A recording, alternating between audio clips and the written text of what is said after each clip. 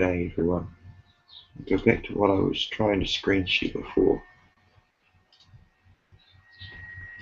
Start from the beginning. This is from William Scotsman, or George Lees, who manipulates the judge of Jedburgh Sheriff County. Some of the information that you hear over this radio is quite scary. Set out her plans for recruiting a chair for an inquiry into historical sexual abuse in a statement to Parliament this afternoon. Two women, Fiona Wolfe and Lady Butler Sloss, have already resigned from the position after coming under pressure from victims who questioned their links to the establishment. It's thought Mrs May will consult victims about a new appointment, which will then have to be approved by the Home Affairs Select Committee. A British banker has appeared in court in Hong Kong charged with murdering two women whose bodies were found in his flat. Ulrich Jutting, who's 29, resigned from his job with Bank of America Merrill Lynch around a week ago. He previously worked for Barclays in London.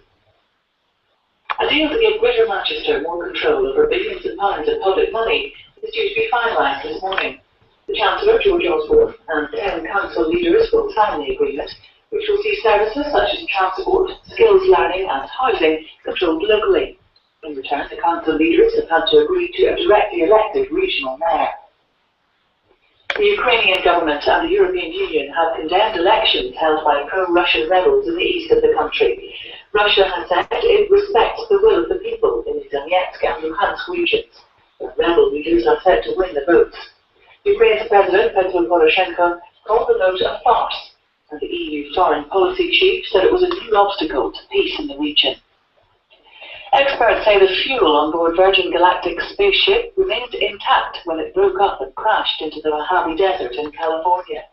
A system used to slow the craft's descent had deployed early, but it's not yet known whether this caused it to crash. One of the two test pilots on board died. The other was seriously injured. Thank you. 28 minutes to 8. You could argue that the American midterm elections due tomorrow don't matter much. They might lead to a Republican majority in Britain. So, good morning to you all from Scotland, where we're not independent yet. I've just listened to the news and it tells you about Lewis Hamilton in the Grand Prix sector, because of the stuff that I've revealed about the Grand Prix sector and Bernie Ecclestone.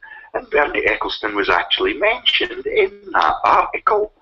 And what they're doing is covering up massive crimes, but particularly the crime about the Trident 3 and Trident 4 project that I reported to Nicola Sturgeon last week. Now this is the morning after I've just learned that the judge at my trial in Jedburgh, who I was supposed to meet eye to eye again tomorrow to waste my time, has been taken down for shame. That is, Sheriff Halley, the shame that they are now experiencing is the cover-up of the killing of Greg Hallett.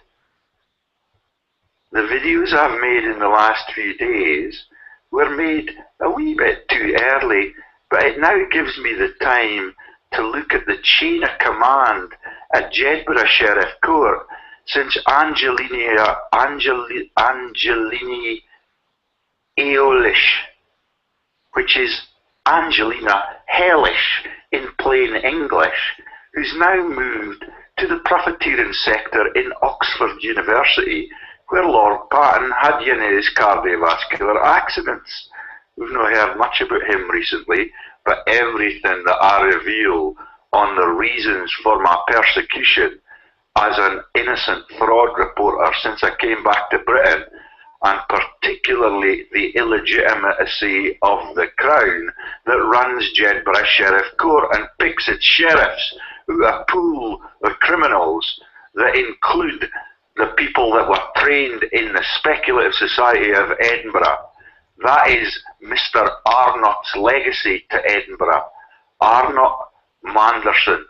They have been chosen as an obfuscation tool for the illegitimacy of the monarchy, for the child killing of Moira Anderson that appeared on the Jedburgh Sheriff Court in images of the revitalised case on a child murder that has been interned in a grave for 50 years, but was dug up by Stephen House for shame.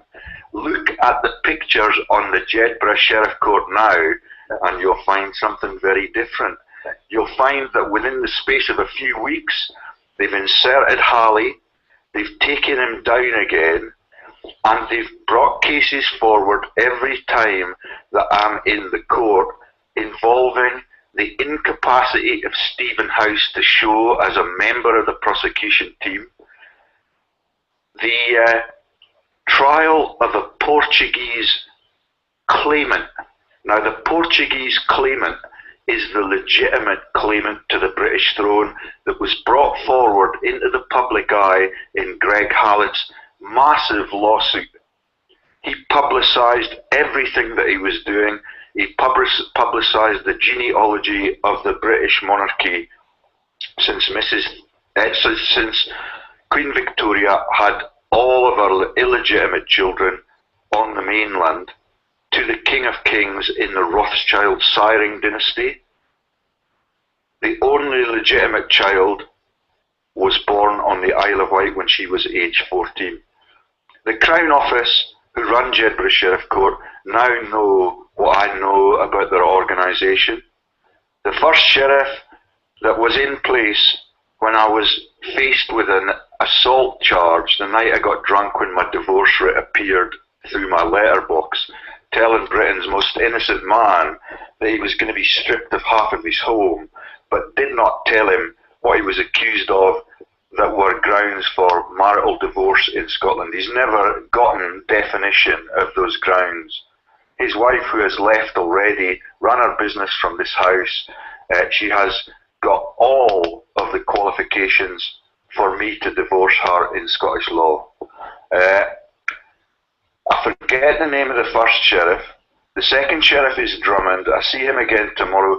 He refused to let me plead not guilty to that assault charge, which I think is a breach of justice, because it means I cannot run for MP ever in my career, in my innocent life even.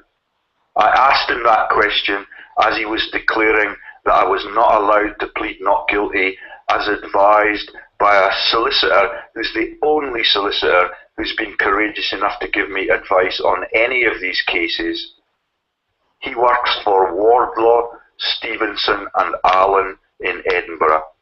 I would like to recommend them to innocent victims because they appear to have a conscience. They understand how the law enforcement system works, and they were prepared to tell me that what I was guilty of was chatting up a woman on a Saturday night. That happens every Saturday night across every pub in the whole of our blighted country. But back to the bigger issues. The cover-up includes the fabrication of cases that were heard by Halley in those pre-hearings. I was told by the court officials when I asked them explicitly, is Sheriff Halley a new sheriff and what became of Sheriff Drummond? They told me, no, they work in parallel in different sectors of law. One is a criminal lawyer, a criminal sheriff, the other is a civil sheriff. That's why you're seeing Halley, not Drummond. They've changed it in the last 2 days. The solicitor team are in a state of panic because they know that they are complicit in the knowledge of the trident crimes. If you have knowledge of a gang plot in weapons profiteering in British law, that makes you complicit in the crime. I made Miss Tom in Galashiels aware of that fact last night, and today I'm going to rip them apart by making a web page on the history of the changes at Jedburgh Sheriff Court, even to the changes in the images they project on their web page. All of the Clutha pub scandal, the remuneration of people for a false flag terror event that never occurred, the accidents the resignation of Peter Watson at Levy and McRae, who runs all of those scams, helps Anne Gloag to strip the right of Scottish citizens to walk on land in their own parish that they have had for centuries.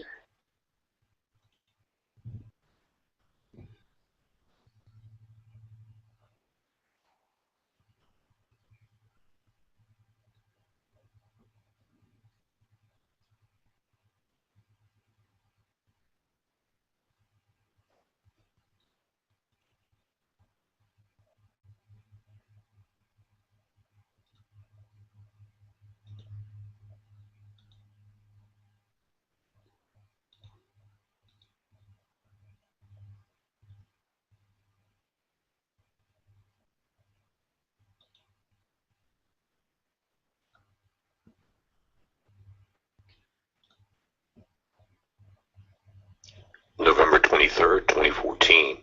You're looking at Earth-facing SDO images. Top left corner, we've got a sunspot coming around that's capable of strong flares, and this registered in Boulder as a strong M flare. If it had been Earth-facing, we may have had a stronger, maybe an X flare. We've seen that happen before.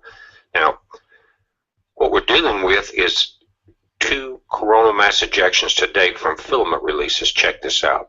Right there in the top left, and then in the left center first there. Check that out. That will be Earth facing because of the end of the filament that released. In other words, it lifted from the top and then a whip-like motion was thrown to the Earth.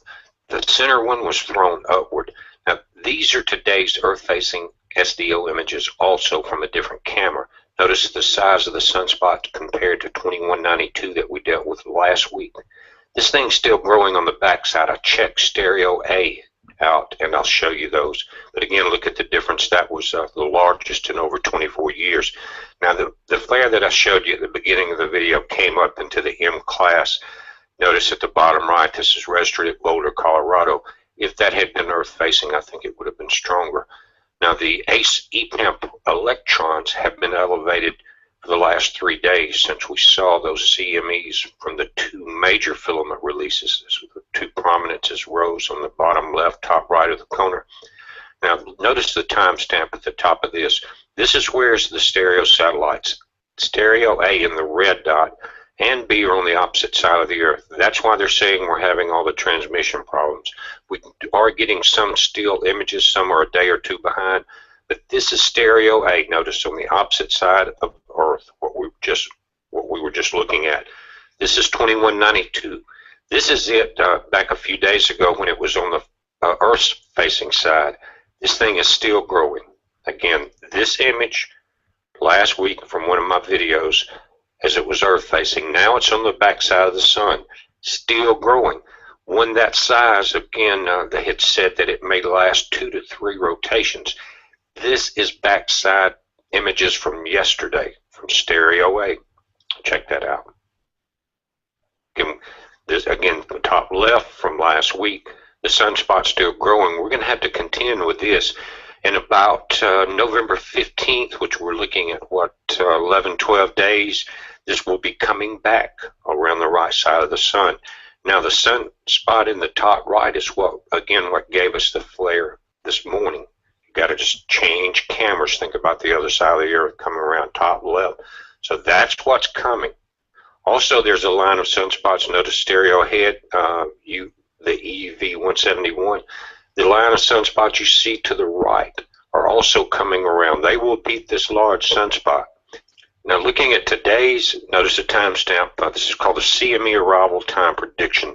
It's from the ISWA Center, November 3rd through the 4th in the red.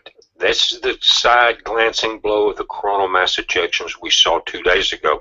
Now, those were so strong that we saw immediate impacts upon the Earth, is like the shock wave of a nuclear blast.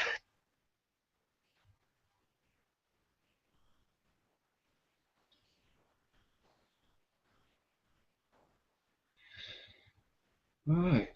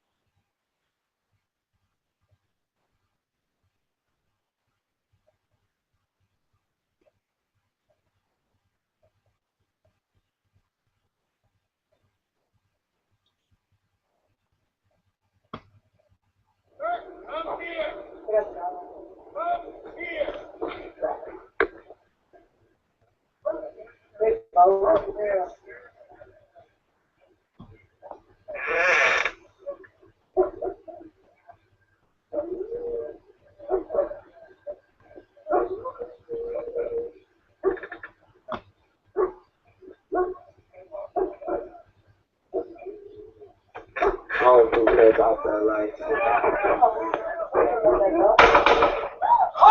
my God, they shot her, asshole! You fucking asshole!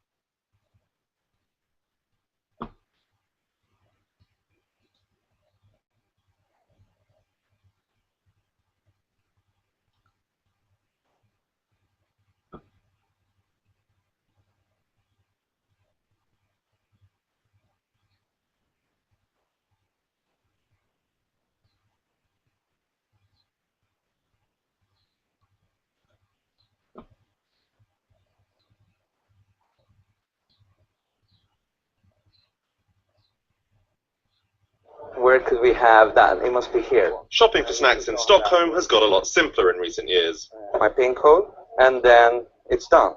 In part, that's thanks to cashless payment systems, like the one developed by entrepreneur Peter Fredell. Cash presents a lot of problems for society as a whole. I mean, a lot of people actually want to use cash, but in Sweden, it's definitely lower and lower and lower. While an estimated 55% of US consumer payments are made with cash, in Sweden, that number is now down to 41%. We are connected to the cashier system. We're there, but we also have the network because we're sitting on a mobile data network. So we're up in a store in a second. Fredell's firm, Seamless, now operates in 30 different countries. But here in Internet-enabled Sweden, it's just one of several companies competing to replace cash. There's a strong IT, digital entrepreneurship phase in Sweden now, where entrepreneurial companies really want to challenge the old banking industry by providing these new innovative mobile payment services. The old banking industry has reacted, with 6 of Sweden's largest banks banding together in 2012 to build an instantaneous mobile payment platform, Swish. We share the development costs. We see that customers are adopting new technology like mobile payments, and of course we also saw this need where we could replace cash.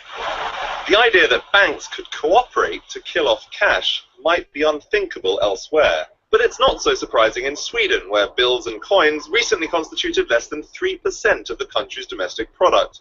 That's compared to an average across the euro area of almost 10%. Many bank branches here no longer carry hard currency. Homeless magazine vendors, like Jimmy here, use wireless card readers to accept credit and debit card payments. And then I press this? Yeah. And certain cell phone stores sport signs saying, "No cash accepted." But in Sweden, which printed Europe's first banknotes 350 years ago, these new technologies have not stopped the central bank from designing new notes for 2015. This is a security feature that will be on all of them. Susanna Gruffman may control the country's physical currency, but says she herself never carries cash. We are quite neutral, even though we are the one who provide the society with cash. We don't necessarily say that cash is, for example, when you look at efficiency, the best payment instrument. In a nation where ever fewer retail transactions are carried out in cash and almost everyone has access to the internet,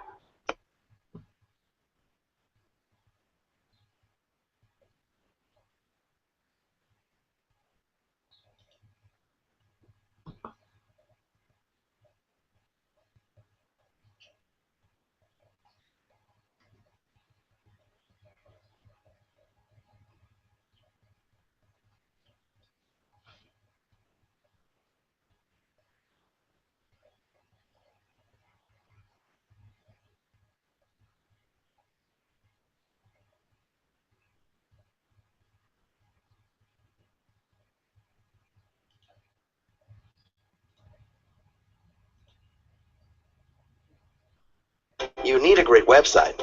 Why not do it yourself? Drag and drop anything you want, anywhere you want it. Create your stunning website today. Go to Wix.com. It's easy and free.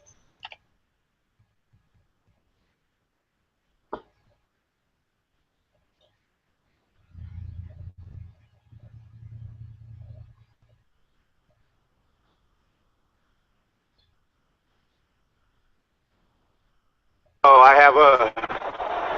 have a public servant here that wants to address me. How can I help you, public servant? Ricky Monday. Seems like a nice enough guy.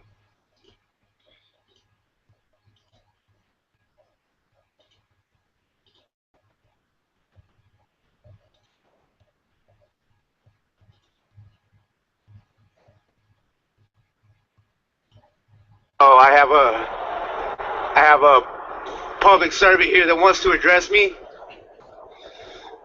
How can I help you, public servant? This would be Thursday morning at about, get your hand away from your gun, I'm no threat.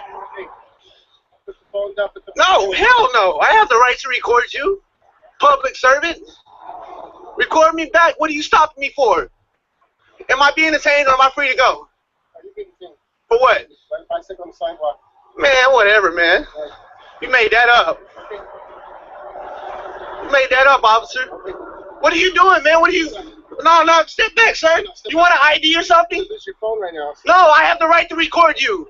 I'm not afraid. I'm setting my bike down. Please stand back from me, sir. I'm being no threat to you. Better make sure you record yourself. No, I am recording myself. My recorder can hear me just fine. What is wrong? What is your problem? What's your problem? No, what is your problem? You stop me. You stop me. You came up around here and you pulled up beside me and stopped me from riding my bike on the sidewalk, and then you put your hand on your gun. Oh, really? You put your hand, I got it on video, you put your fucking hand on your gun, you step towards me threatening me for what? No, man, you need to move back, officer. You need to turn around. No, I don't. I haven't done anything wrong. You need to call for backup. What is your name? What is your name? What's your name? What is your name, officer? What? What is your badge number, sir? What is your badge number?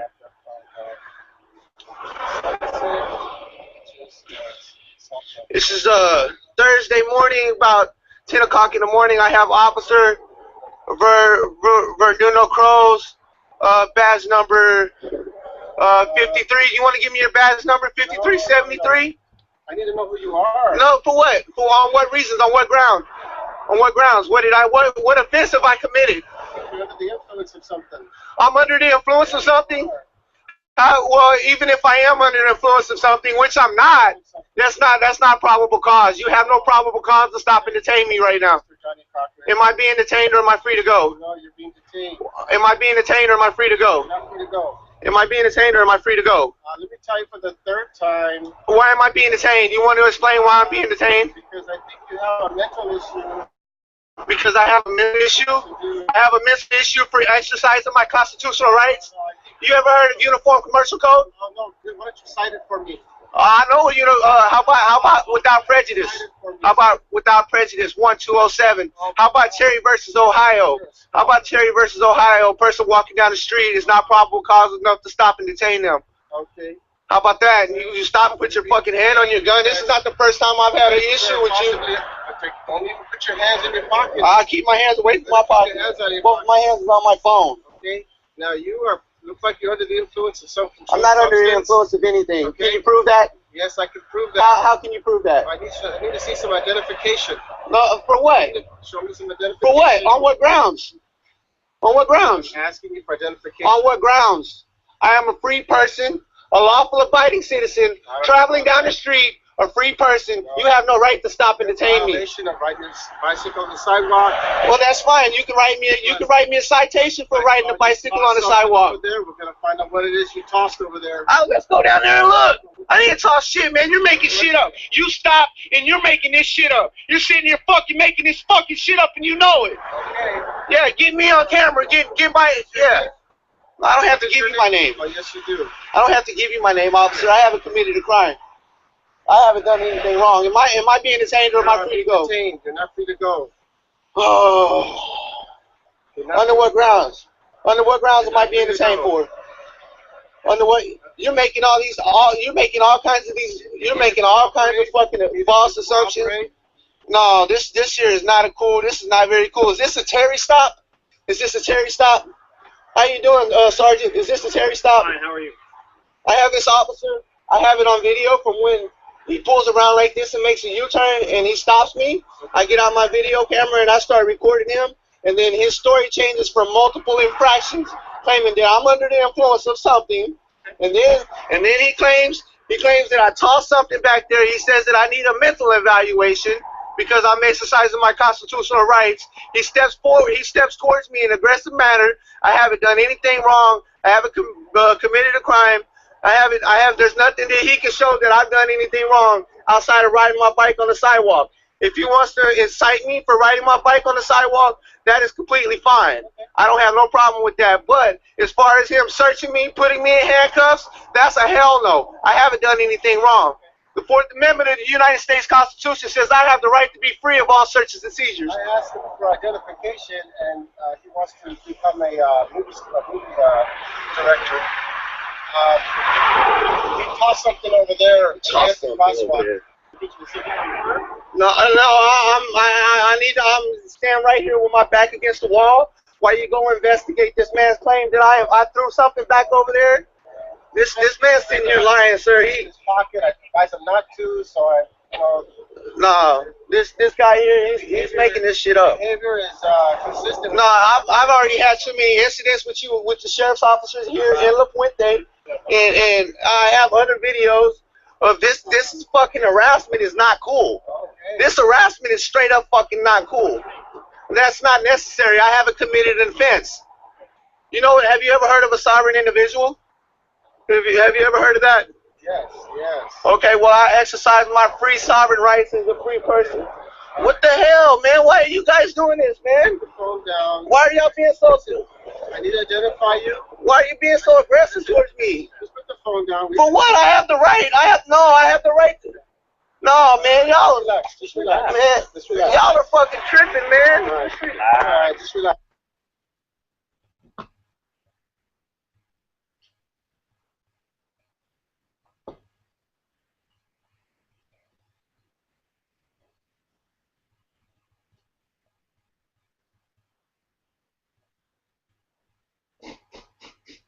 Nice. Oh.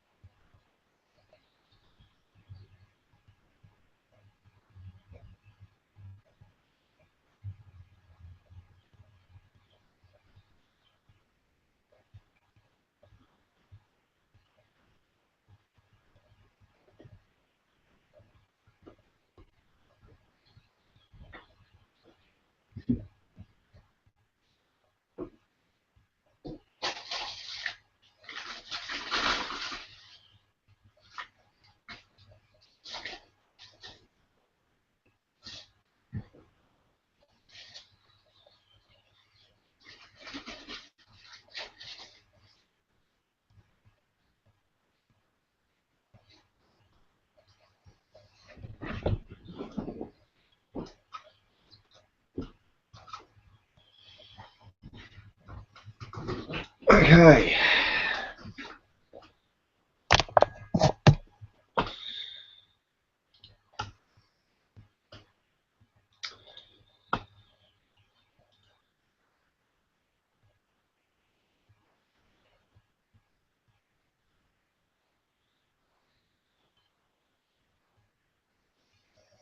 Okay, so I have sent an invite to Badabing to come and join us. We've been online now for a while, off and on. This is the second attempt of the what we call the Zen room today. I've had no response from Betty yet.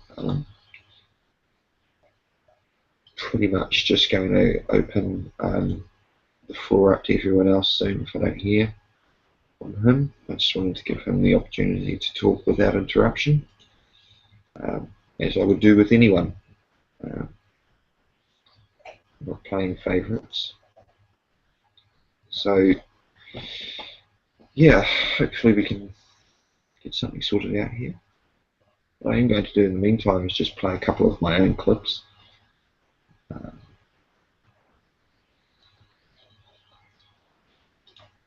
And see how we get on there.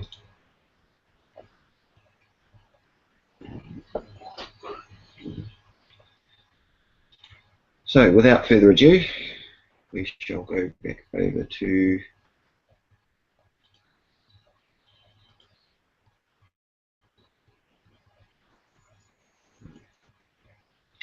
me. Go to there, copy that. Go to there, go to there.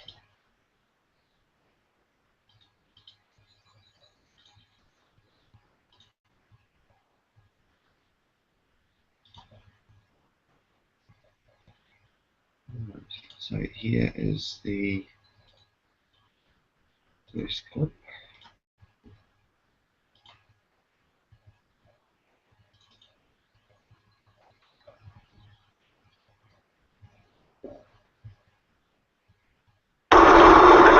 Another prosecutor. 1K, I want. I got the judgment now. Go in. Go to the sheriff's department. Not go in.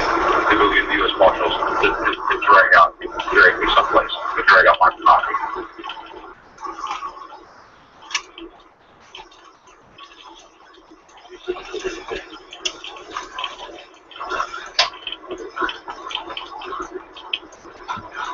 Oh, you're putting me over.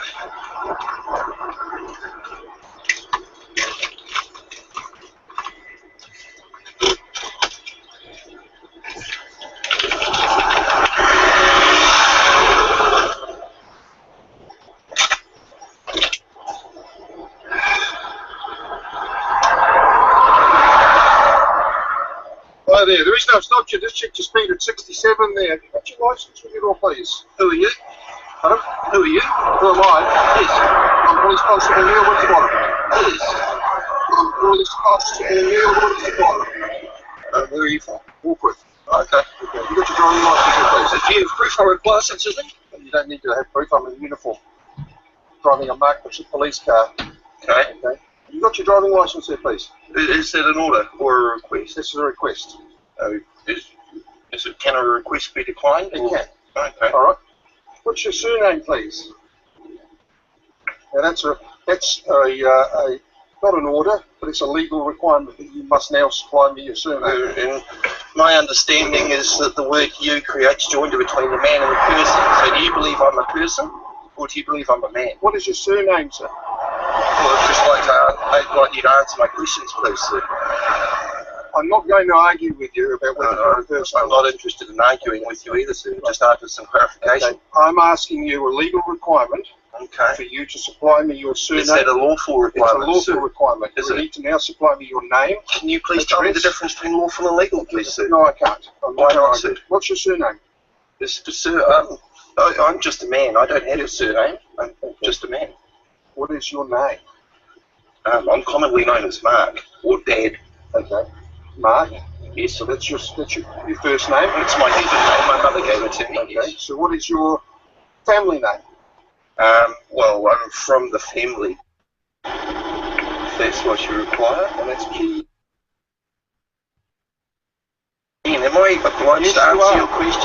Yes, so do I have the right to remain silent then? No, you don't. I don't. So you're telling me as a man I don't have the right to remain Only quiet? when you're making a statement. I've got fish and chips here. I'd like to get home to my family. Why me your surname or your family name or whatever name. So again, is that an order or a request? It's an order. Is that an order or a request? It's an order. It's an order. Yeah. Oh, happily, sir. So you'd like my last name? Is that correct? And that's an order. Yes. My last name. My person's last name is. How do you spell that? That would be K. Very much. And your given name then is Mark, I take it? And your date of birth? I don't have a date of birth. I was born. That'll do. I was there at the time, but I can't honestly remember. That would be third-hand information if I was to give you my person, date of birth. If you're after the legal person's date of birth, that would be. I take it that was another order, was it? It's a statutory. Yeah, well, it's my understanding that a statutory requirement is only legislation given the force of legal consent. So what understanding do you have that I've given consent for any statutory legal requirement to apply to me, sir?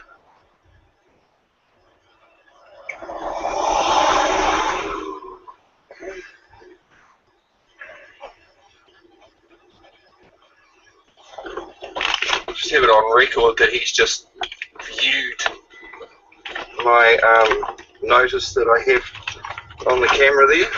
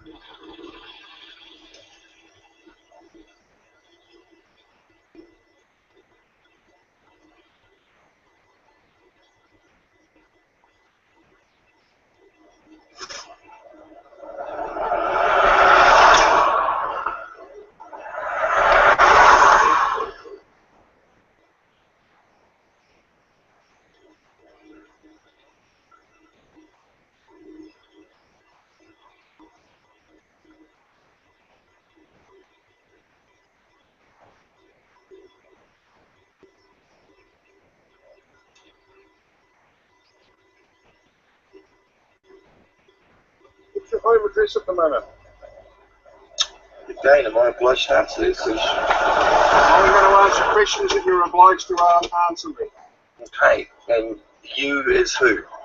Police constable. No. You're saying you're only going to ask questions that you are obliged to answer. My understanding is that you is a jointer between man and person, and I'm just a man. You're trying to create a jointer between myself and person and the persons within the legal and lawful society. Chips are going cold. What's your home Yeah, they are.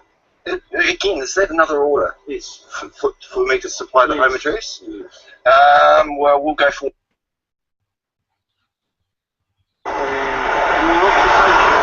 Is a man.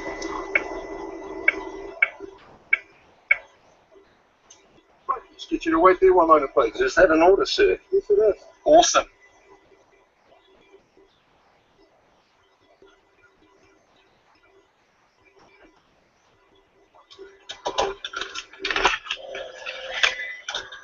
So as you can see, there we have Constable Waterbottom, or whatever his name is, telling me it's a lawful and legal requirements and all the rest of it.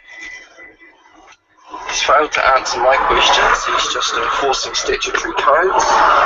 He's given me all of these orders.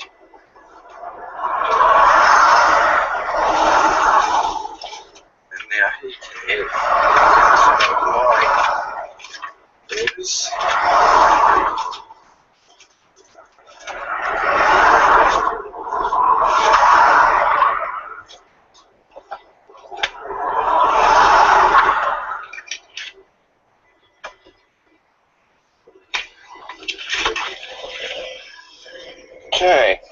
see here, this is my fee schedule for that gentleman. All of the fees are marked out.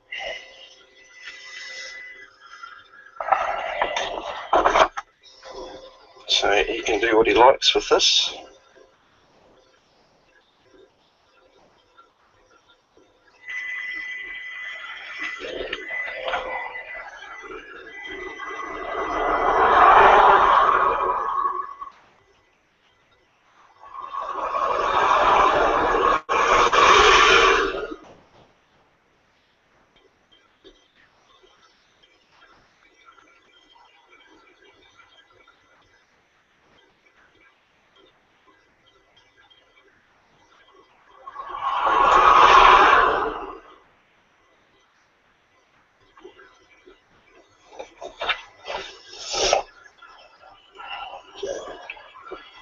Any infringement notice?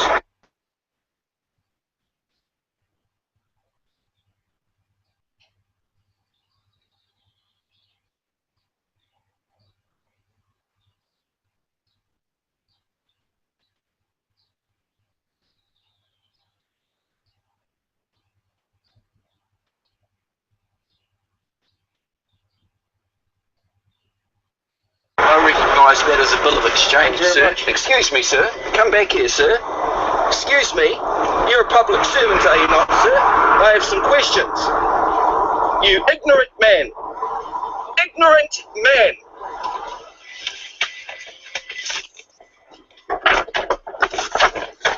That's for you, mate.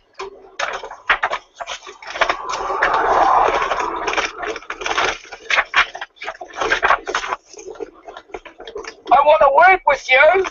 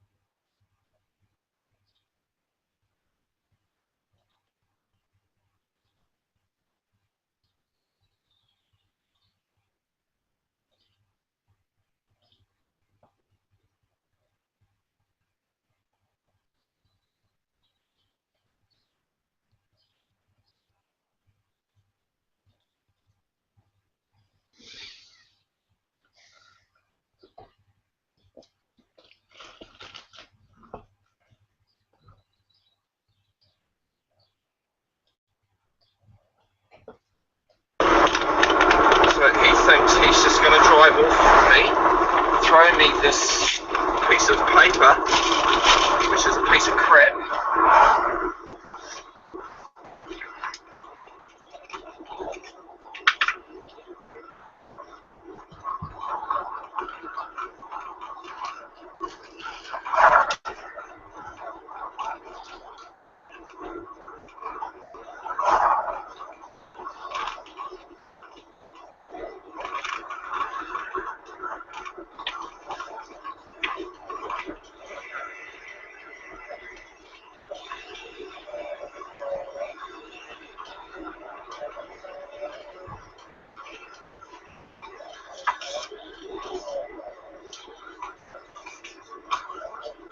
Which way you going, buddy? Gonna fail to indicate?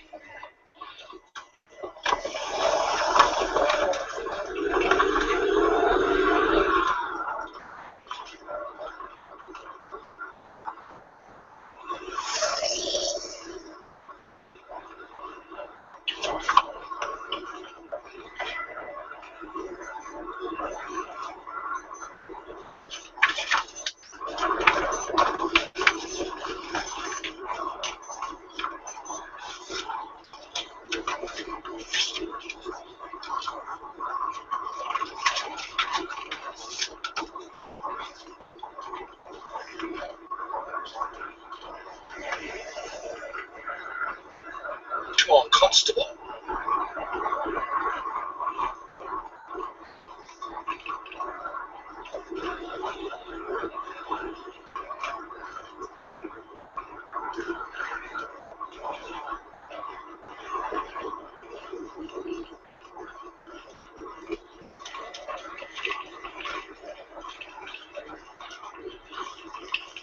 Supposed to stop. Yeah, you best stop. Where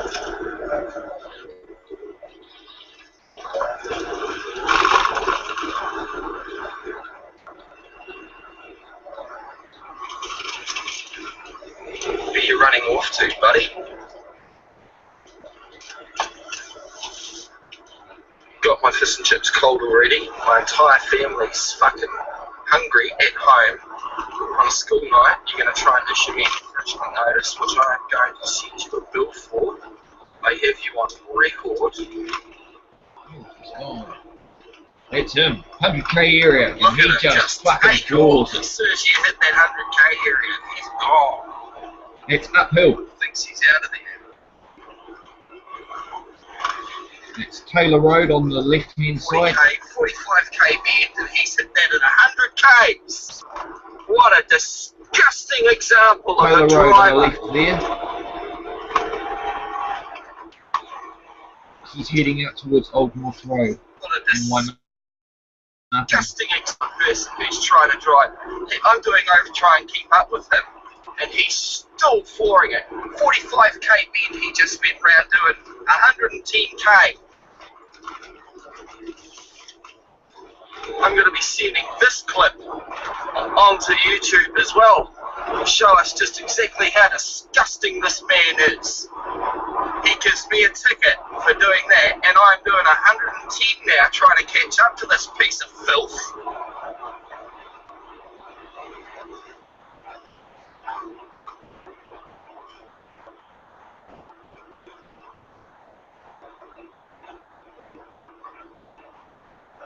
And that's just unbelievably disgusting.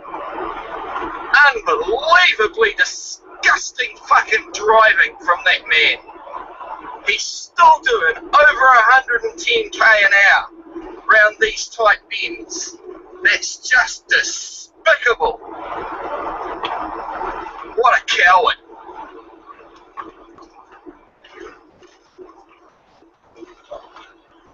Wonder what he does around these sharp bends.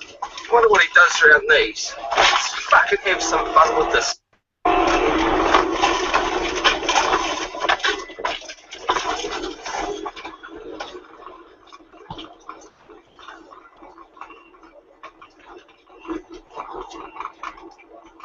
Fuck him. In fact, hindsight, he's just not worth it. I've got kids to feed at home.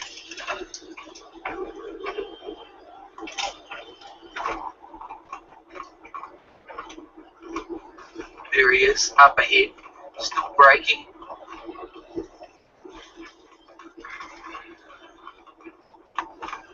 Here's me turning around and going fucking home. Got him on footage doing well over the excessive speed limit for no good purpose. I tried to hand him my fees and my fee schedule, which he walked away from, telling me legal and statutory requirements. He read my notice, so he knows that he's now going to be getting a $10,000 invoice for issuing, he's going to be getting a fee for issuing the notice, as well as he's going to get an invoice for all of his orders.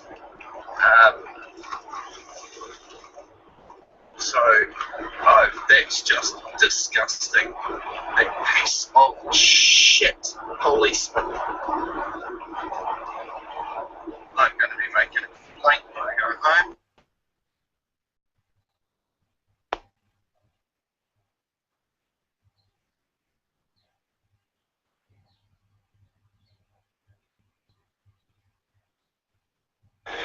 Right, guys, I got issued a ticket from a man the other day. You've no doubt seen that. It was on the 2nd of September. It's the 5th of September now. What I've done is put a few notices together. If you have a look here, we have this notice. It says, I, a man, are ready to settle a debt with any man or woman that I have trespassed upon. Bring the woman forward who makes the claim of trespass, and I will compensate that woman immediately, or discharge this false claim against my person and I. I say here, and will verify in open court, that all herein be true.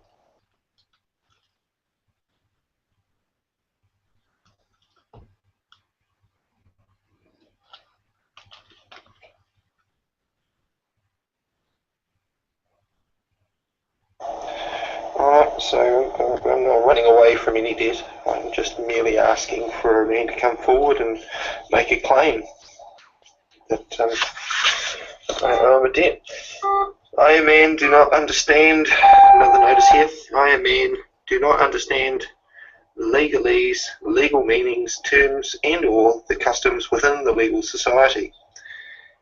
I rescind anything I have said and or have not said, or my actions and or inactions that may have indicated I am other than a man, or that I am in any type of jurisdiction other than a common law court of record.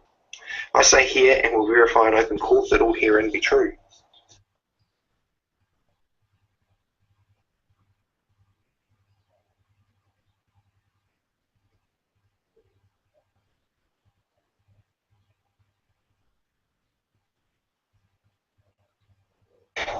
I, Mark Keane, a man, give no entity known as New Zealand Police the right to administrate my property. I say that C Exhibit A is my property. I say that no woman or man will make a claim to say my claim is untrue.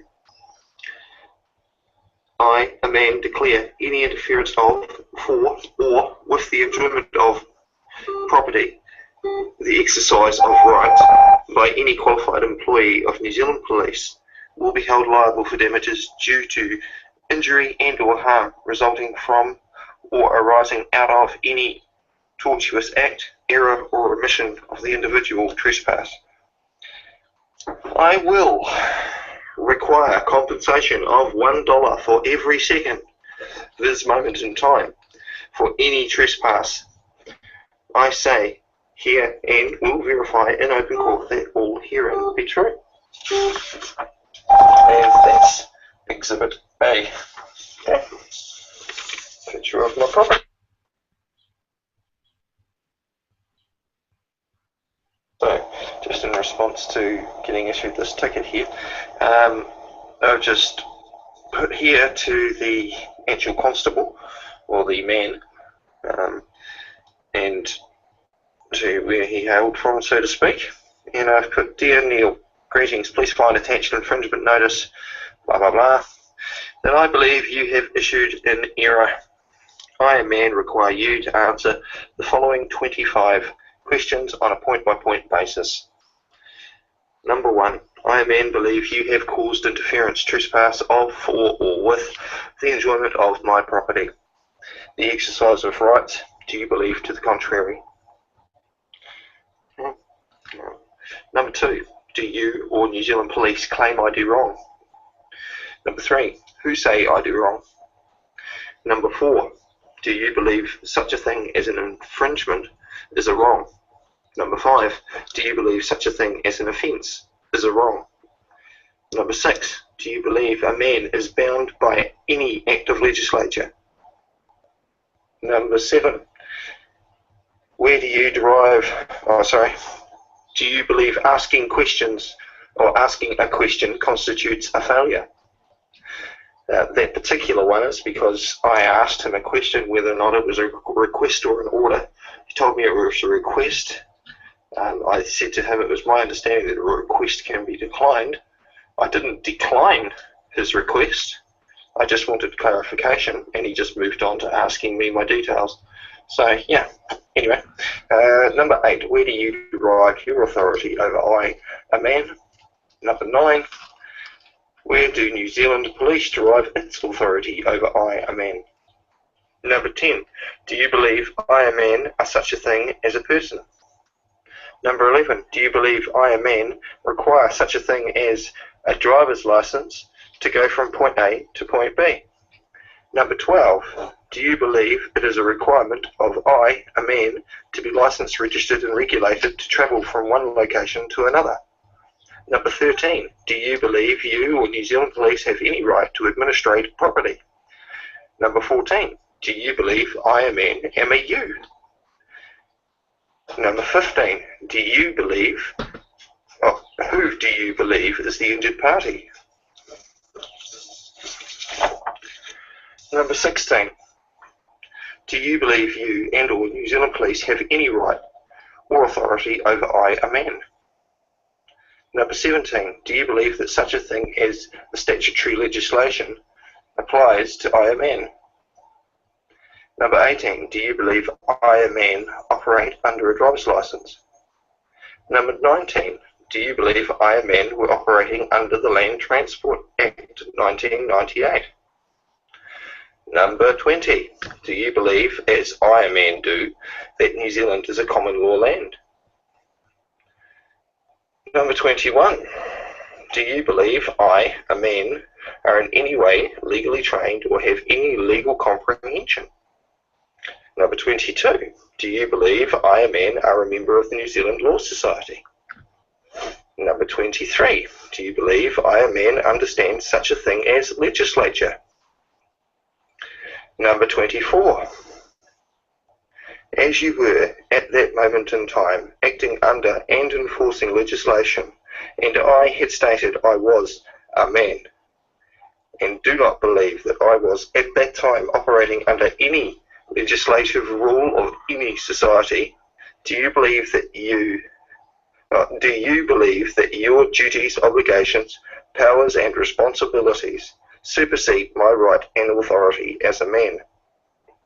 Number 25, are you aware that the issuance and or depositing of the attached infringement notice may incur a charge of $10,000 plus costs upon demand and constitutes a tacit agreement? See Exhibit A. Okay, that's Exhibit A. There's a picture of the notice that I have on my windscreen that he looked at with his torch before he went ahead and issued the notice. Yeah. Now I continue to say after the 25th question, should the attached infringement notice number blah blah blah be discharged forthwith, then no further action will ensue. Failure to do so will require you to identify the woman or man who gave that right and authority to administrate property to you immediately. Would you kindly advise all sworn officers, constables, members, agents, principals and employees of New Zealand Police who wrongly presume that I, a man, have no right and authority and continue to force unsolicited goods and services upon my being without right and authority to do so, to cease and desist immediately without prejudice. Kind regards. Sign it. Now, at the bottom here.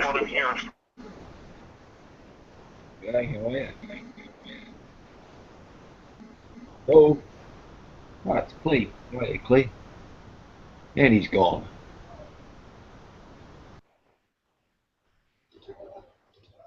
Moving onwards. Notice, failure by Neil Waterbottom, Police Constable of Warworth Police Station, in his official capacity to respond within 10 days from receipt of this correspondence, shall constitute legal accord and satisfaction of any claim by reasonable accommodation.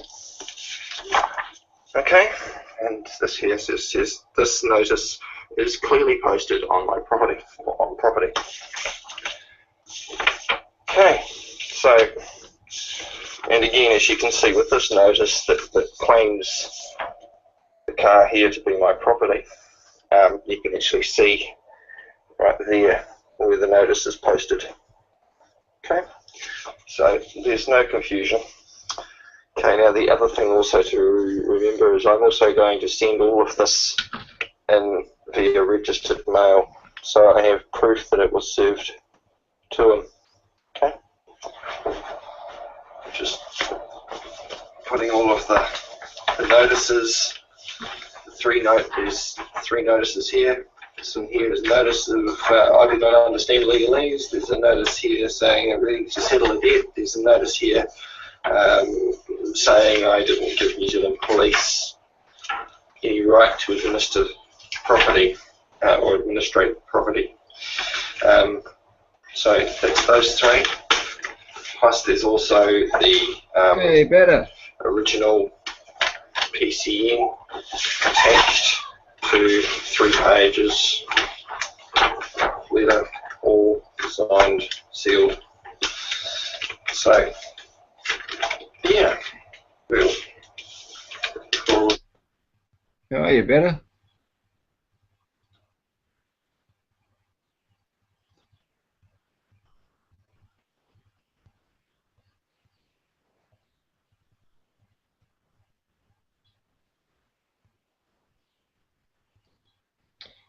Hello. Hello, hello, hello, hello, hello. Is that what we do? Whistle?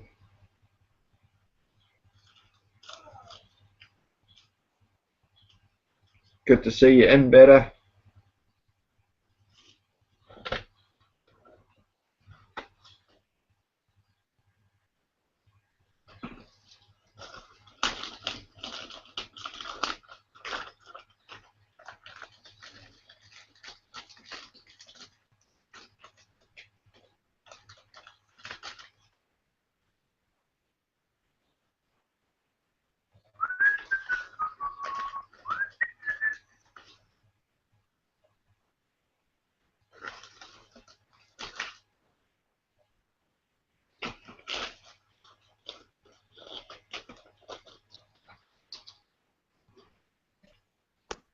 Hello, hello.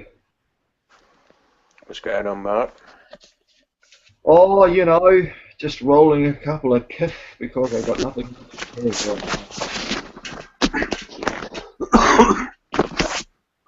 Let me find the outside running, mate. What or what?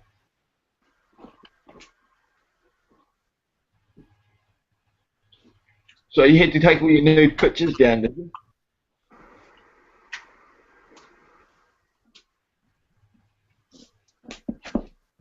How are you, Butter? What'd you say? What'd you say?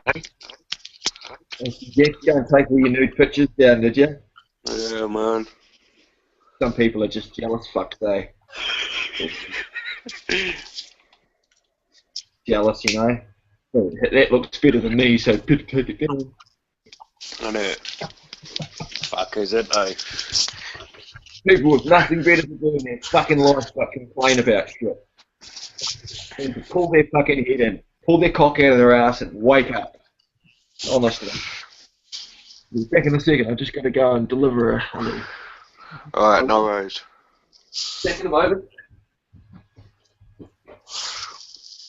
Better.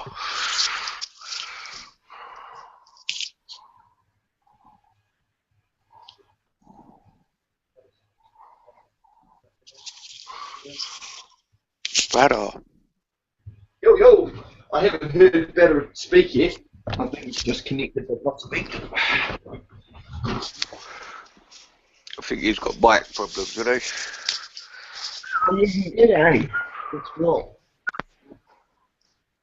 I remember yesterday he was having a chat and I missed about the third gap of it because he must have been walking around or something. Dropped out. Are we all going to talk nicely and get along today? Yeah. Yeah, we'll have a nice chat tonight. It would be good to, because obviously when people start blocking each other, it's just too fucking hard to hear from the people that aren't blocking. Dado, I can hear you whistling, mate. Was that him whistling? Yeah, I think so. Well, mate, you was talking. That's me. Oh, fuck, Yo. there's only no... Yo. Oh, what's happening?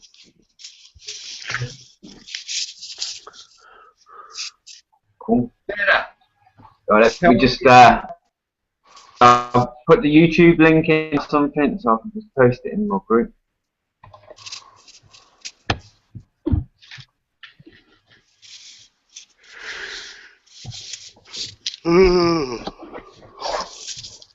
God, Man, it's only quarter to 11 over there, isn't it? I know, man. I know. What's been happening then? Any news? Anything to report? Anyone? I've still got no reply from my issues, but I don't expect to get a reply.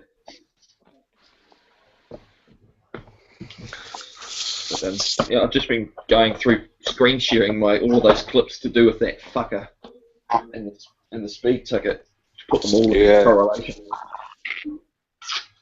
Yo, give me a YouTube link, man. Pardon?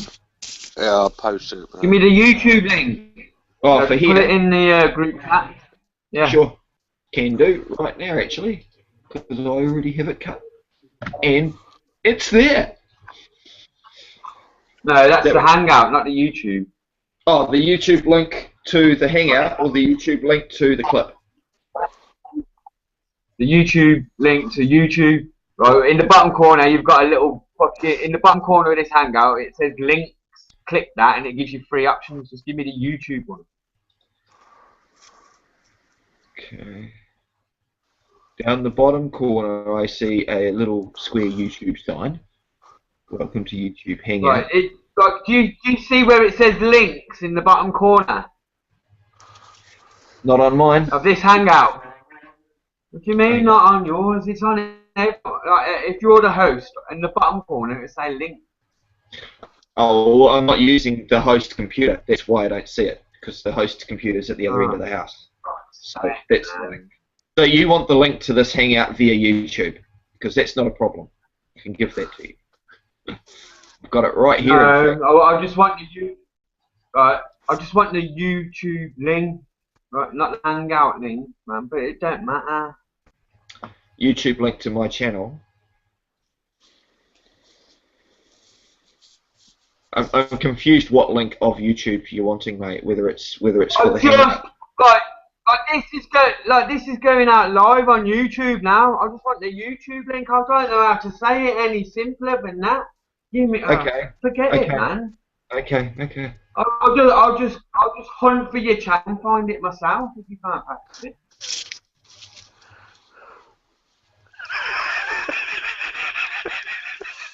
Right. In the chat box is the link to the YouTube of this.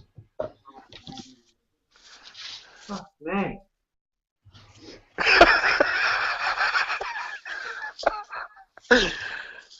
It's just that last I checked, YouTube has more than one link. You know, they link to more than one thing. So, you know, it's. I know you. Are you aware? For starters, I didn't even know you weren't on the host computer. Are you aware that this is going out live on your YouTube now? Yes, because it's got a little box at the top that says live. Right now, hold on a minute. Yes, right, yeah. So if I say, give me your YouTube link to this Hangout, obviously I mean YouTube link, but it's going out live on. So I can post it in my group. Not everyone in my group just wants to come and jump straight on. Obviously, yeah, they just want to be able to press the button and listen to it.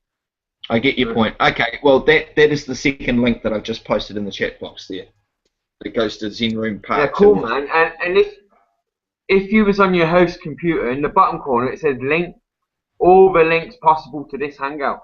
Like you got your one that you just passed me there, the Hangout one. You've got the invitation. You just got a YouTube one, and you can just right-click anyone, and it puts it into your copy and paste.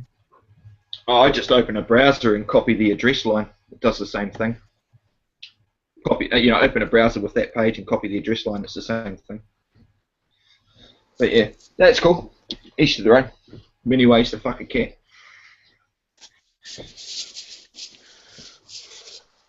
So, Butter, I really wanted to hear a bit more from you, but without the interruptions.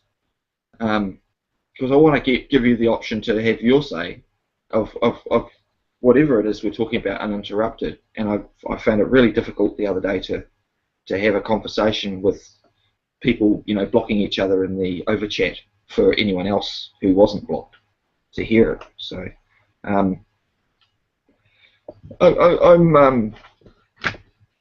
I'm curious. I know you said that I could be done for fraud if I go after private prosecution for this guy.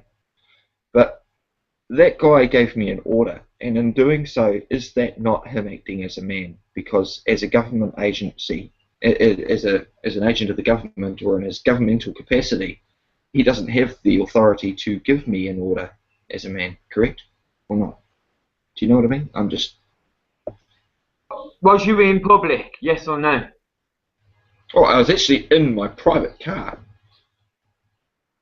In your private car? Now you're uttering shit. Now you just don't. Now you just... Was you in public, yes or no? I was on a public road, yes. Well, there you go then. There you go then. You was on the fucking public highway, right? Yeah, which means you're in commerce. Unless you provide a service, I could sue you for fraud. Whether you get sued for fraud is down to the so you just not be asked. Yeah. Yeah, but like you were in public. Now poor law. Go and So look the fact up that- poor. so the fact that- Go so and the look fact that up- just- Go and look up. Go and look up poor law. Right now you're in an area of poor law, and you want to try and take some high constitutional law into a room when you was in an area of poor law. Right. But you tell me how you do that. You know what I mean? You tell me how you're going to do that, and I'll tell you how you might not get sued for fraud. But you either provide a public service in commerce, or you don't. The fact that you're trying to sue him for legal tenders, cash, right? Yeah, you know what I mean? Yeah, because that's obviously what you're suing him for. Means so it's no longer a you know. But say if you sue someone successfully, you might be suing for damages in the public arena, right? Yeah. But if you're prosecuting a man for invading upon your privacy, for instance, right? Yeah, prosecuting him, for invading upon your privacy, then obviously you've got to establish all the private matters that you were in order for him to step out of his role of not being in a public capacity to your private capacity, and you were in public. You're on a public highway, right? You've got it all stacked against you. You weren't operating in a private capacity whatsoever. Well, how and was even I? if you were, how was I not? How do you mean? Because to me, I was just driving to get some food and coming home. So how is that acting in commerce in any way? And yeah, granted, I used money to buy food. All right, okay. I used Did money you to pay buy for your food. groceries? So you use legal tender, yeah? I take it the fuel that's in your car you got from a service station at some point. Okay, I get the linking there. Okay, yeah. Paid tax on the fuel. Paid road tax on the registration. Right, so let's look at the scales of justice, and the judge's job is to make sure both parties walk out so the scales are balanced. Right? Now, look at put all the public on one side of the scale and put your private on the other side of the scale. Way down with public. And if you go into that courtroom with those scales tipped like that, you're going to get a spanking. Right? Okay. That's another way of looking at it, right? Yeah. There isn't, you wasn't like in your family home. You know what I mean? Where it was under. So I guess another way of saying it would be that I was in the policeman's domestic authority because I was in a public place. No, you were in the my own domestic authority. No. Just in the public domain, a shitty area of law. That's Across what the public. Poor. Public can mean poor, right? Yeah. So it's a poor, shitty area of law. There you go. You're in a poor area of law. And when you're in a poor area of law, you could be a murderer, a terrorist, a fucking rapist, anything. Right, yeah, and all sorts of people are wanted for all sorts of crimes. And predominantly, they're all found puttering around in public, going to the service station, getting a bit of petrol, going to the shops to get some food. Sure, right, yeah? These random stop checkpoints actually do occasionally pick up child molesters, murderers, rapists. You know what I mean? Yeah, they find people that have been kidnapped, where the kidnapper have gone to the store. Loads of stuff. So that's right, the yeah? justification. I mean, So that's loads of things. Loads of factors of crime gets like found, then it out by these random little stops and searches or stops and checks. And you're never going to prosecute one in the private capacity when you was in the public domain. Right, yeah, because if that happens, right, yeah, well, if that happens and the police stop doing all this, right, yeah, and less rapists, less fucking kidnappers, less murderers are going to get caught on the off chance they're popping to the shops or going to get some petrol, something like that. If you are innocent, and if you are innocent, you're just going about your business doing nothing, then just be polite, courteous, and you'll be on your way within a few minutes. Right, yeah, and just bear a bit of receipt. People do actually at some point, you know what I mean? They go out and they lock up nasty people. Oh, I'm not saying police don't do a good job, but it's just the whole revenue collection side. But look at the chain reaction. Look at the chain reaction that would unfold if the judicial system allowed someone like you to prosecute that sort of job. For sure, but my whole point is not actually to go to prosecution. My whole point is just to have things squashed, wiped, cancelled out. He did something, I did something, end of. Call it blank. He was just doing his job. He provides a public service. You know, I was just doing my job, providing food for my family. Yeah, that's fair enough. So, fair enough. Right. And all he did was he was do it from the sounds of it. All he did was a random little stop check just to see if you know what I mean. Yeah, like untoward. He pulled me over for doing a certain amount of fucking K's over the speed limit. That's all it was. Well, there you go then. You know, that's what I mean. And every now and again, some kidnapper or murderer that was doing a few kilometers over the fucking speed limit went back to the hostage they had locked up in their house. Because he's trying to tell the hostage to shut up at the back. And instead of stopping, instead of stopping and doing what you did, right, and getting back home within a half hour, they actually, because they did 4 miles an hour and the police behind them, they and that, you know what I mean? Yeah, or something along them lines. Right, yeah? It's like, listen, you're fighting a losing battle. I'm just trying to save you some time and focus your energy onto something different. And I can appreciate that. But don't pick on that. But just doing his job. Sure. And I know all this. Just doing your job was. You know, a lot of people say that, like, you know, that's what the Nazis said. They were just doing their job. You know what I mean? Yeah, you know. Well, when you're in groups, like bullshit. Yeah. yeah. But at the end of the day, it won't. I don't know. He fucking dragged you back to the police station and that for hours and hours. I mean, if you put a fight and a resistance, maybe they don't know who they're dealing with, do they? In public, like I said. All walks of life. He's going to do what he's going to do. It's a poor area law.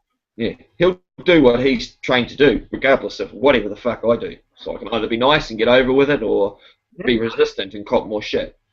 But see, to me, it was just getting in my own head the distinguishable differences between the domestic authority between in the public space and a private space. So if he was to come along and start citing me for doing shit on my own property, then it would be a different story, wouldn't it? In my own area. My own domestic land, whatever you want to class it, the non-public domain, my own private domain.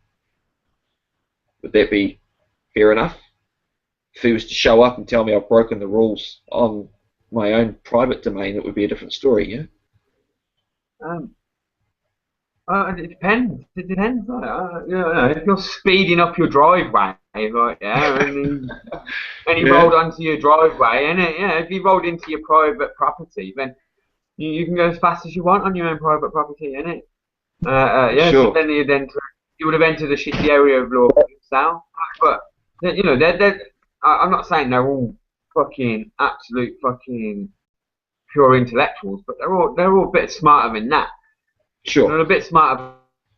He was hesitant to use the word order with me. I'll give you that. Across speed limit or what? Pardon? Give me a minute. I'm just going to share this link about. Yeah. Hey, Cole. Hello, mate. How you doing? Yeah, good. Well, I'll be with us in a minute. Just sorting the kids out. I'll be with. Yeah, sure. Mark, this is my pal Tommy. I've invited in here. He knows he knows loads of shit about go on, Tommy, what do you know about, man?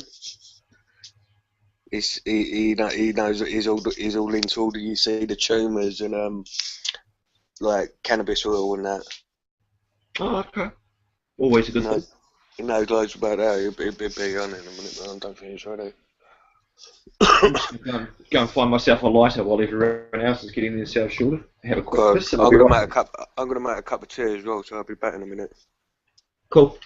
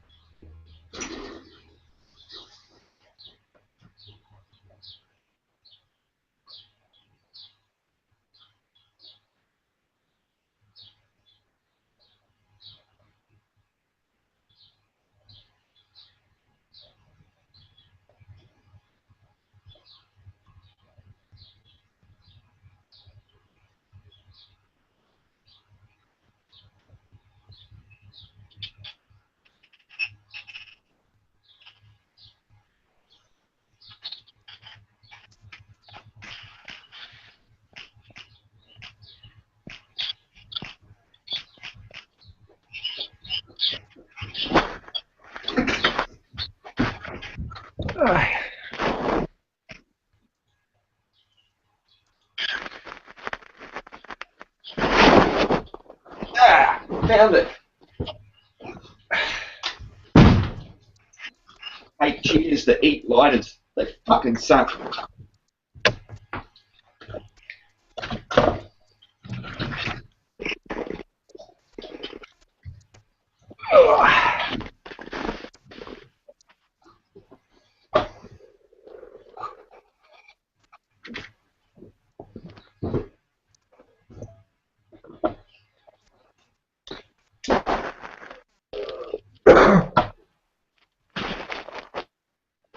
Your name? Okay. What's going on? What's your name? The Pinball Wizard. Mark. Say that again. Tommy reminds me of the Pinball Wizard. My name's Mark, mate. Oh, mate, how you doing? Good. Yeah. Oh, it's called Worth.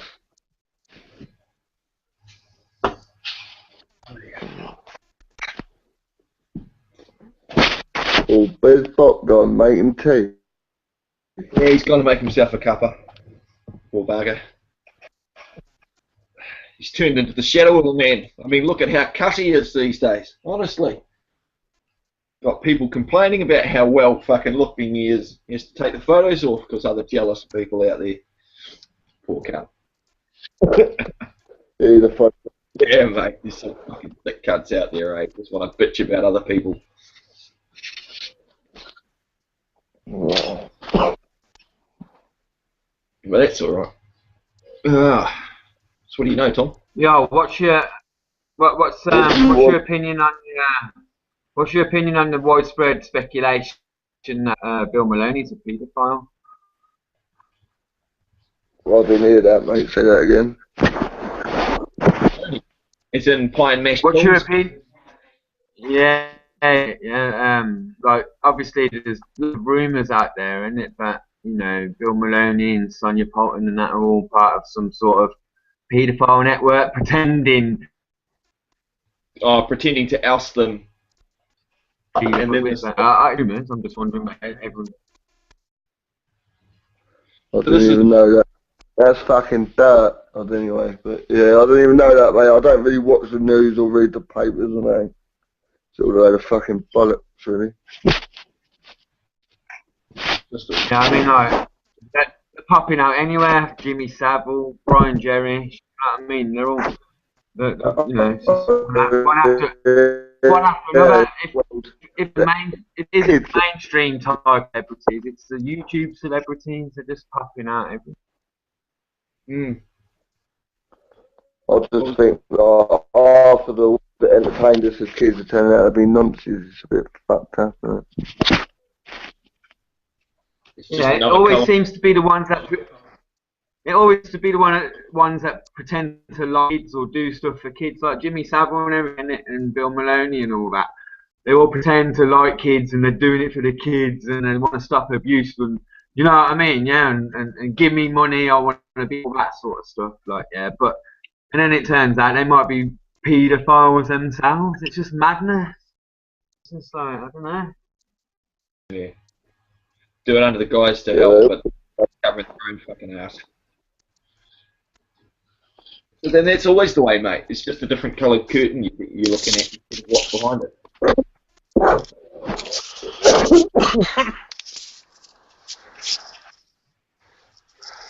I mean, that Sonia Poulton got, didn't she? She was that Sonia Poulton, innit? I think she had a potential falling out with David Icke from the People's Voice.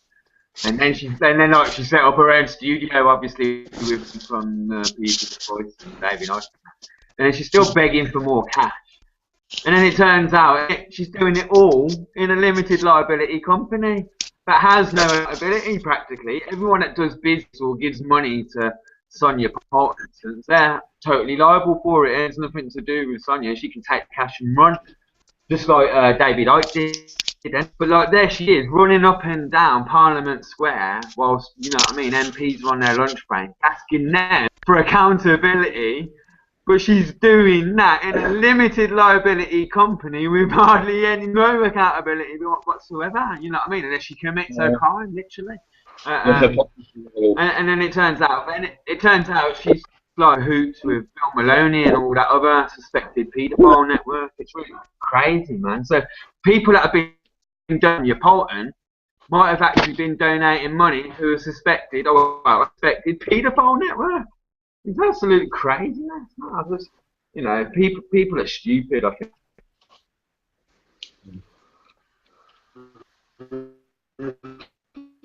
Well, there's just people out there that like to be ladies.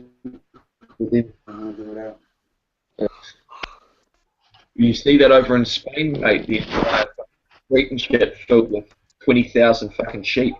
I thought that's brilliant. The government wanted to talk to a whole bunch of fucking people. I mean, it's brilliant. Did you like you're in New Zealand, Mark? Did you hear about that Harley Gregg stuff, right? Yeah. Yeah. About Harley Gregg. Oh, Google Harley Gregg.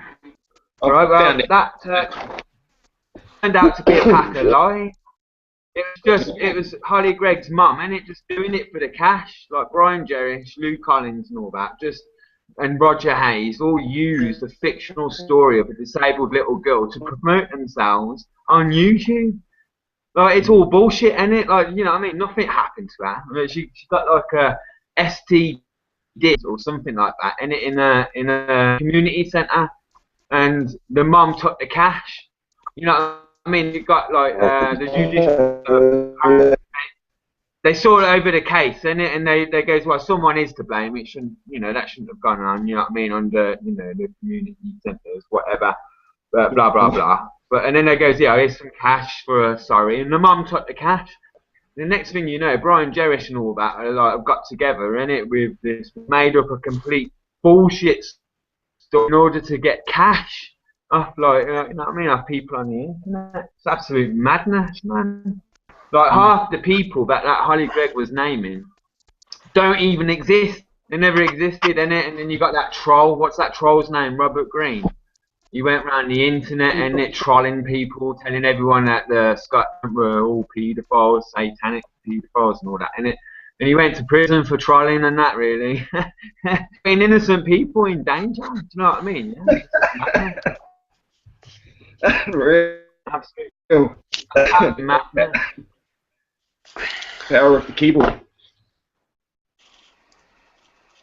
What you make sleep? I just think it's sick, innit? That people can use a personal story of a disabled little girl to promote themselves.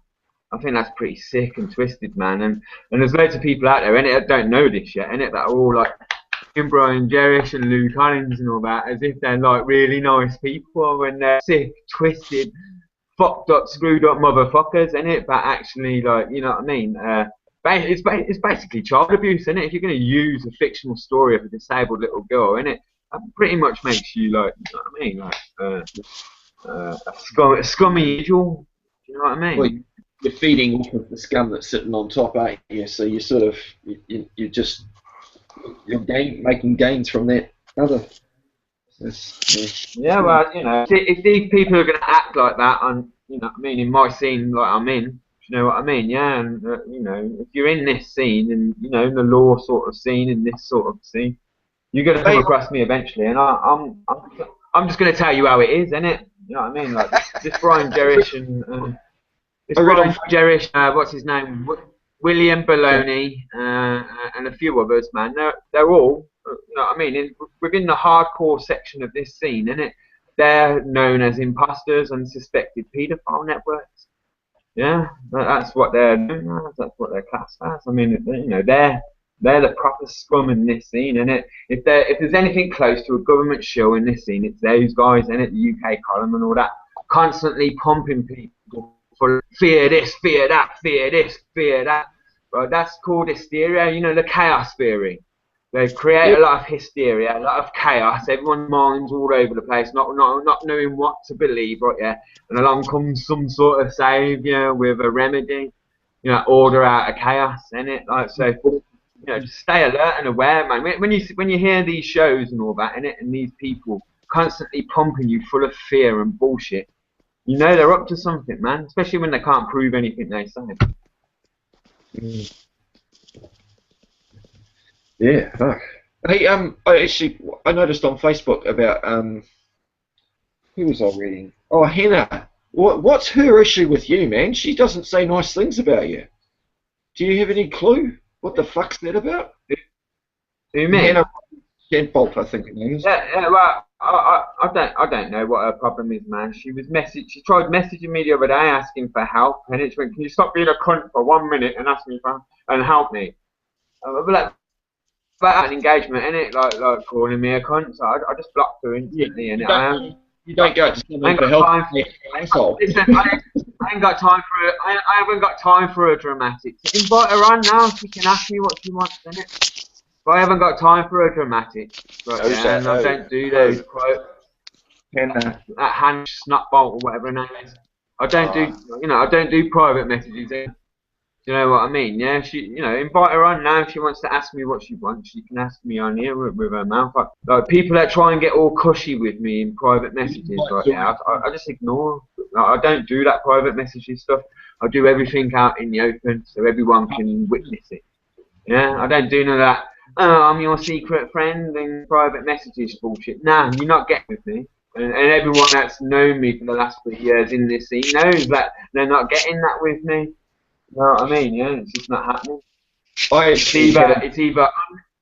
It's either on the table for everybody to read and listen to, or it's not there. One of them two. I had that issue with TVNZ, one of the broadcasting services over here. I left a few comments on their websites, and they responded back to me and said they wanted my private details so they could relay their staff's messages back to me in a more private setting. And I said, get fucking real. Anything you have to say to me, you can say to me in public and stop being a coward. Because, you know, that's all they wanted to do was to drag me into that fucking private side so they could, you know, do what they wanted. But I was just spouting off what I believe were my truths, and I guess they took offence to it. But, yeah, they instantly tried to drag me into the private side. Oh, fuck off.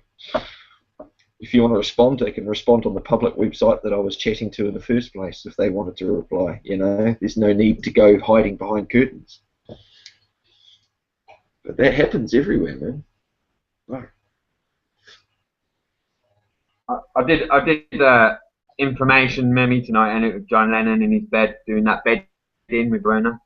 And I was like, well, that's the ultimate form of lawful rebellion, that is. I was looking at a few of the pictures earlier, and I'm like, well, that's it, and If there was like millions and millions and billions of people all around the world just sat in bed with a loved one, and all kids running around the house and all that, it doesn't matter, innit?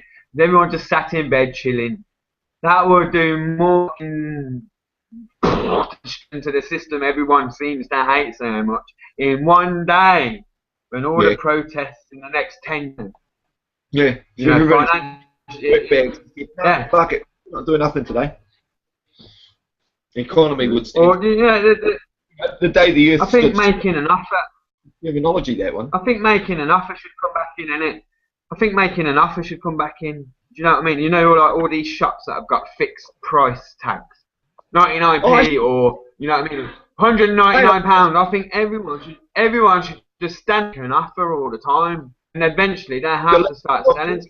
I reckon people should just fill up no, listen, let me finish. I think people, when they go shopping and these like Tesco's and all that, it's fill up a whole fucking trolley, go to the cashier and say, I'll give you 50 quid for all this. And if they say no, just leave the trolley there and walk out. And if the more and more people did this, eventually they're going to go, all right, I'll take 50 quid for that trolley full. 60 quid for that trolley full. Yeah, nice one, over 20 quid. Yeah, no. Do you know what I mean? Yeah, and that would happen more and more and more. In fact, everyone bows down to these fixed price tags. That kind of pisses me off. That should be just like, that's an easy brainwash to get out of people's system. Like if everyone went into PC World and made them an offer for their items, they would have to accept some offers sooner or later. They'd have to. I'll give you. Everyone goes in there, sees a fixed price tag, but they can't make a counter offer to that, can they? They can't go, well, I'll give you 5,495, unless they call a manager over, and the manager, as soon as you do that to any manager, they kick you out quick shot because they don't want all the other punters seeing you making offers. Because of those precise reasons, right? You know what I mean? Eventually they'd have to start accepting them.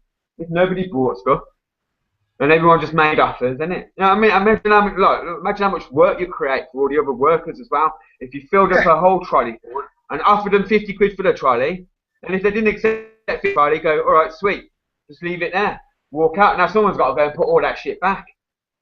Do you get me, right? Yeah. If the more and more people did like that's what you call true rebellion. You're not doing anything untowards. You're filling up your fucking basket or your trolley, innit? And you're making them an offer for all of it other and running it through the till. If they say no, fine, just leave the trolley there. But the more people that did this, innit? Right, yeah, the more they're going to have to accept stuff. You know, that's a proper rebellion.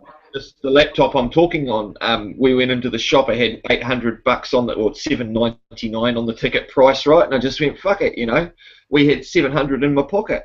And I said to them, and she goes, oh, we're 100 short. We have to go back and find another 100 somewhere, or borrow another 100 somewhere, or get the other 100. I says, get fucking real. We've got $700 in folding in our hand. I just walked up to the salesman and says, I've got this in my hand. Do you want me to walk out of the shop with it still in my hand, or am I going to take that computer? And he just said, we'll sort out that computer for you right now, sir. You know, and my wife just went, you know, I wouldn't have done that. I said, well, why not?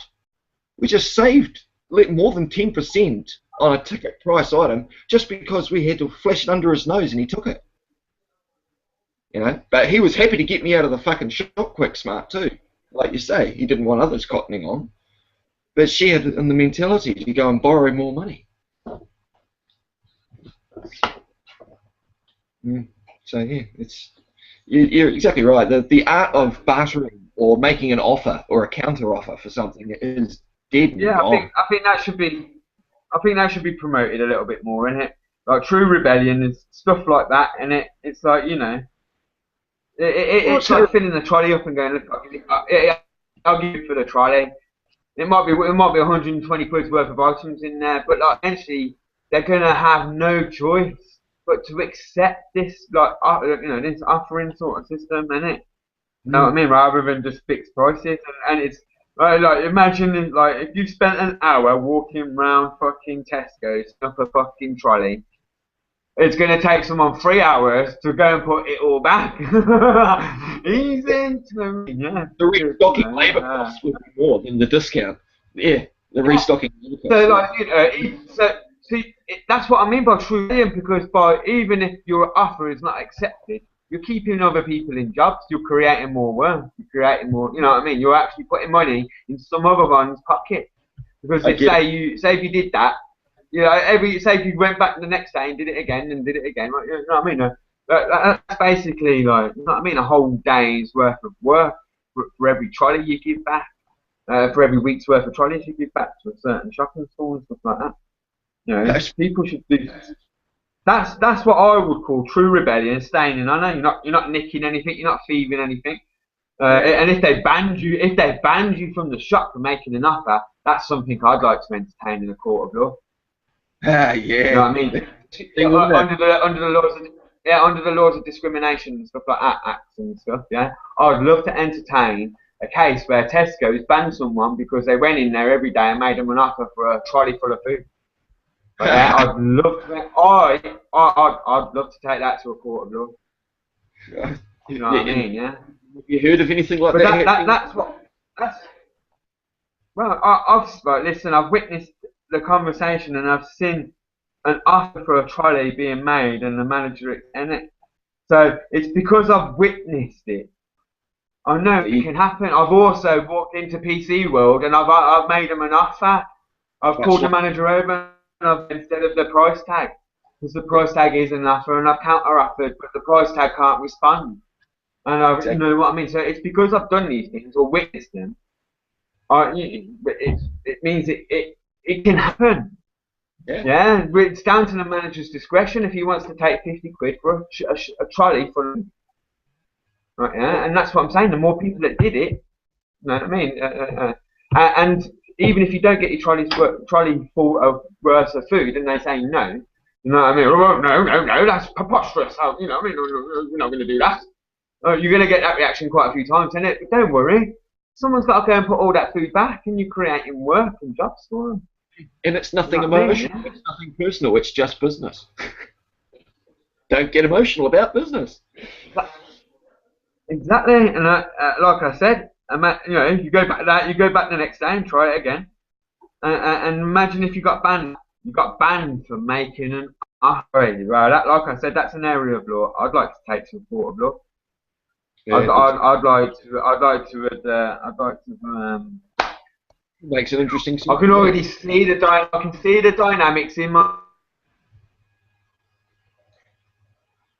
Your mic's cutting in and out. If you still maybe food hampers delivered to your door and everything like. But anyway, to get all that, and like I said, that's what I consider true lawful rebellion, as opposed to. Yeah, just being argumentative. Yeah. What do you reckon, Bob? A tube of toothpaste. It says 99p. That's an offer. Learn to counter offer. I reckon that would be interesting, man. That would be proper interesting. Because if you had a rugby match and you said everybody at the end of the rugby match or a sports game or anything, get 30, 40 people together or even 50 and just say, let's all go to one place, fill up all of our trolleys and all stand at the counters and make offers. What would the fucking manager do? What would he do if he's got a line of 50 people with shopping carts full, all making a reasonable offer for what's in them? What would he have to do? Because if you can get 20 or 30 people in the courtroom to back someone up, and you're not actually doing anything wrong by doing what you know, that is an idea. That's brilliant. Absolutely no harm. Brilliant, and like I said, I've witnessed these things and there are conversations taking place and all that, and you know, I'm just a man of observation. I've been observing since I was lost. Right? Yeah. I've just observed these things, and I'm trying to. I have interpreted Magna Carta on an individual basis and stuff like that, as if it applied to me on an individual basis, like I suppose that's what real, true, lawful rebellion is. But it's also accepting the no. It's accepting the no. That's preposterous. Of course not. You can't just make an offer for you know what I mean, a basket full of food and all that. You got to accept all that, because obviously there's a lot of people still under a blanket of sort of psychosis, isn't it? Like, it's preposterous to make a counter offer to a sticker that's telling you that toothpaste costs 99p. At the risk of offending the person you're asking, they live in fear of asking a question. Yeah. It doesn't It- just. you know, It's an idiot. it's not or anything like that, is it? You know what I mean? Yeah. And you are creating, no matter what, even if you get that push turned down, and it like you're doing something completely extraordinary and you shouldn't do stuff like that. Even if you get that, you can walk out the shop smiling, knowing they've got to put every single fucking item back practically, or put the whole trolley in the back of the store, as you know, as what's it called, like, corrupted or something like that. Or something. Yeah, listen, I've got a case law. I've got a case law here. Like, let me just Oh, quickly yeah? read this. Yeah, look, it's I think they're gonna put in it- it's only quick Right. anyway. Let me just say it, man. It's on this subject anyway. It's Pharmaceutical Society of Great Britain versus Boots, 1953. Boots introduced the then new self-service system into their shops, whereby customers would pick up their goods from the shelf, put them in a basket, and then take them to the cash till to pay. The Pharmaceutical Society of Great Britain brought an action to determine the legality of the system with regard to the sale of pharmaceutical products which required by law to be sold in the presence of a pharmacist. The court thus needed to determine where the contract came into existence. And I read this case law somewhere else before, yeah, and it was the big aspect. I'll have to find a proper case law because this is only just off it's only like a summary. But in the case law, they're going into when the product touches the basket, because back in 1953 it was the first time they had baskets. Do you know what I mean? And they was like that was one of the points to the case. Do you know what I mean? That was look, it says here, held goods on the shelf constitute an invitation to treat, not an offer. A customer takes the goods to the till and makes an offer to purchase. The shop assistant then chooses whether to accept the offer. The contract is therefore concluded at the till in the presence of a pharmacist. Exactly. So there's the contract at the till, and that's where the pharmacist has to be. But it doesn't mean. I think that's pretty much what I said in a nutshell, isn't it? Yeah, like, as soon as you started talking about it, like, I thought straight away that case law. You like what? Yeah, it's in the chat there. It's in the thing. Links in there. Oh, and that one. I'll copy it and I'll put it in the chat line as well here. That website, eLaw Resources, that's wicked for like just you get loads of case laws on there and they just summarise over them. Do you know what I mean? You got that link. What I've just read out there. I read that link to that site, but yeah, I've just put it on. I can't remember which part of the. Well, like, isn't it? That doesn't have any staff, completely self-service, and people are trusted to pay. It's like someone comes every morning to open up and lock up, innit? And maybe wash up, whatever, right? Yeah, the cutlery and whatnot.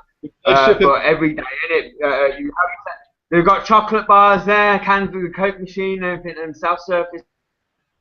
But no supervision whatsoever. Coffee, it's just in quick. Yeah, it's not manned, and it's been running out of profit. It's been running out of profit for a couple of years or something like that. Yeah, it's never, it's never not run out of profit.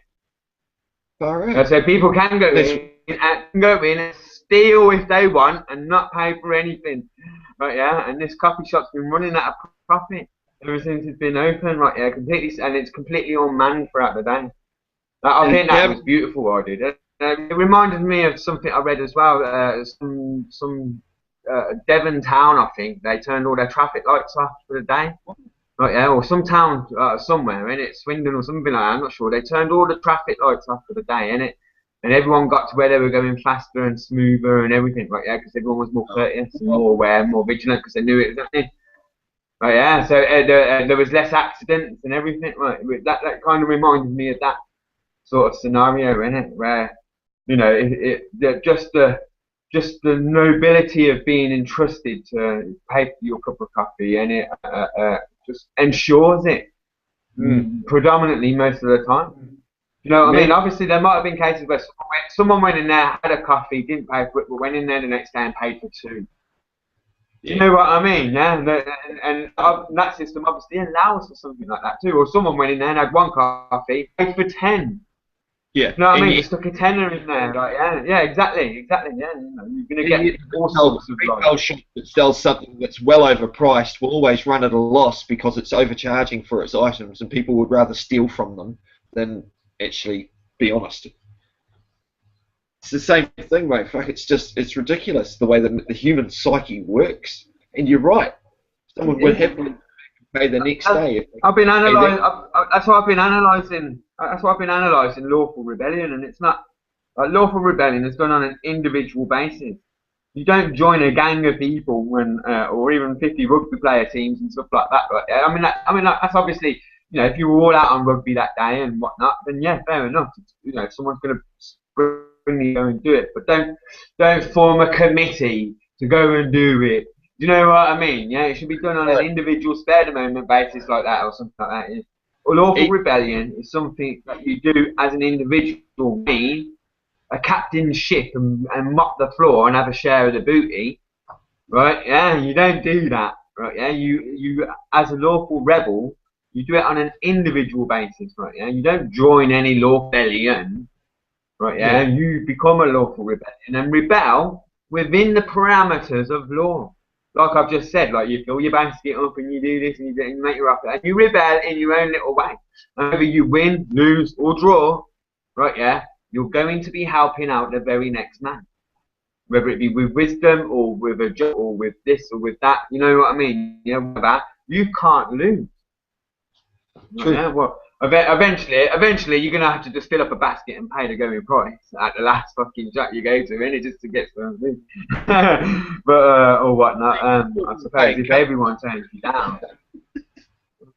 Yeah, buy yourself a stick of chewing gum on the way out if they don't accept the offer. I'll leave the basket. Yeah, the offer is made. That case law is right.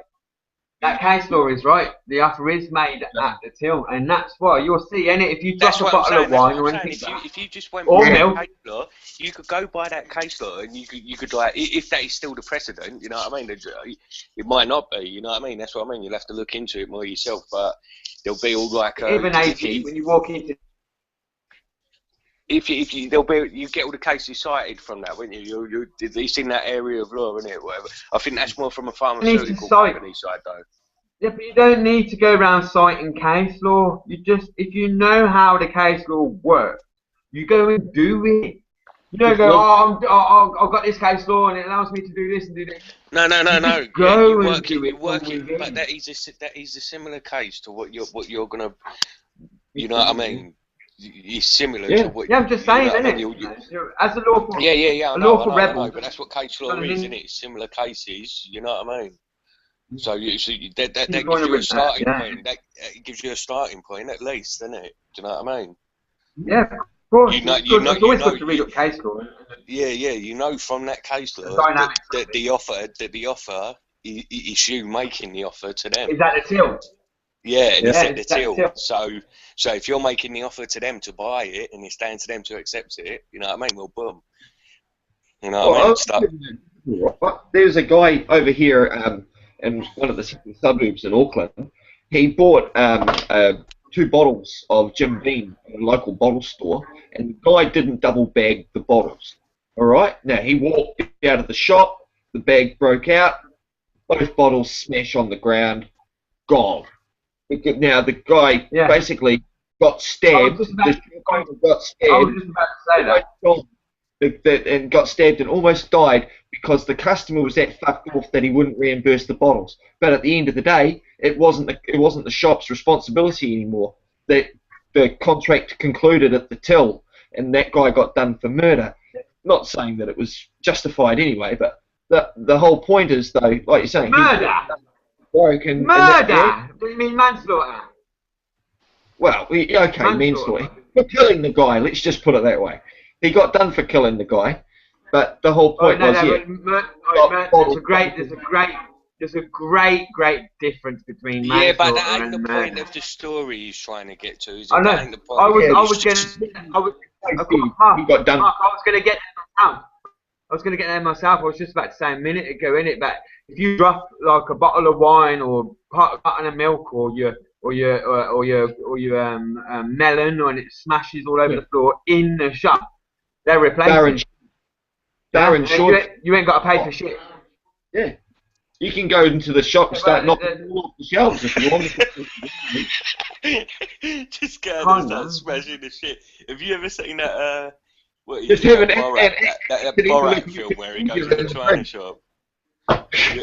You ever seen Borat where he goes in the China shop and starts smashing everything up, man? Yeah, no. You'd get yourself in trouble there, but yeah, you probably would there. Or something, yeah, I get the point. I'm not inciting anyone to go out there and do nasty things in shops and get themselves in trouble for damaging property. But yeah, I really get that point, eh? And people don't distinguish. It's that threshold at the till where the offer and where the contracting happens, where there's the intercourse between two parties. Before that time, you can have signage and stuff like that that might try and guide you to that, but unless you're asking assistance from a shop assistant, it's all up to you, and that's the first contact when you walk in. So, I mean, we used to, at Cash Converters, we were always taught that if someone ever asked us for a discount, and we used to have a lot of Chinese people, and they were really good at bartering. Got to take your hat off to them. But we used to knock the price up. We'd say the ticket price is $100, but for you today, seeing you've asked for a discount, we'll say it's $110. And they go, oh no, ticket price okay. You know, we would up it to trick them, and we were told, hey, do that, because that way you're still going to get your ticket price, and if they ask for a discount, that deters them from doing it again. Oh, and that's just because of the area that we lived, because there was a high concentration of Chinese populace. So yeah. £3 each or free for a tenner. Yeah. You just word it a different way, make it the same thing. But they still think they're getting a better deal. A bargain buy that's worth more when you double it. We see that every day, every time in the shops, mate. You can buy a pack of 8 for $3, or you can buy a pack of 16 for $4 on special, or the pack of 8 will be on special for $3. And the $4 stuff, that'll just be around the corner. Anyway. What's been happening with you, Cole? You're all quiet there, mate. You just listening.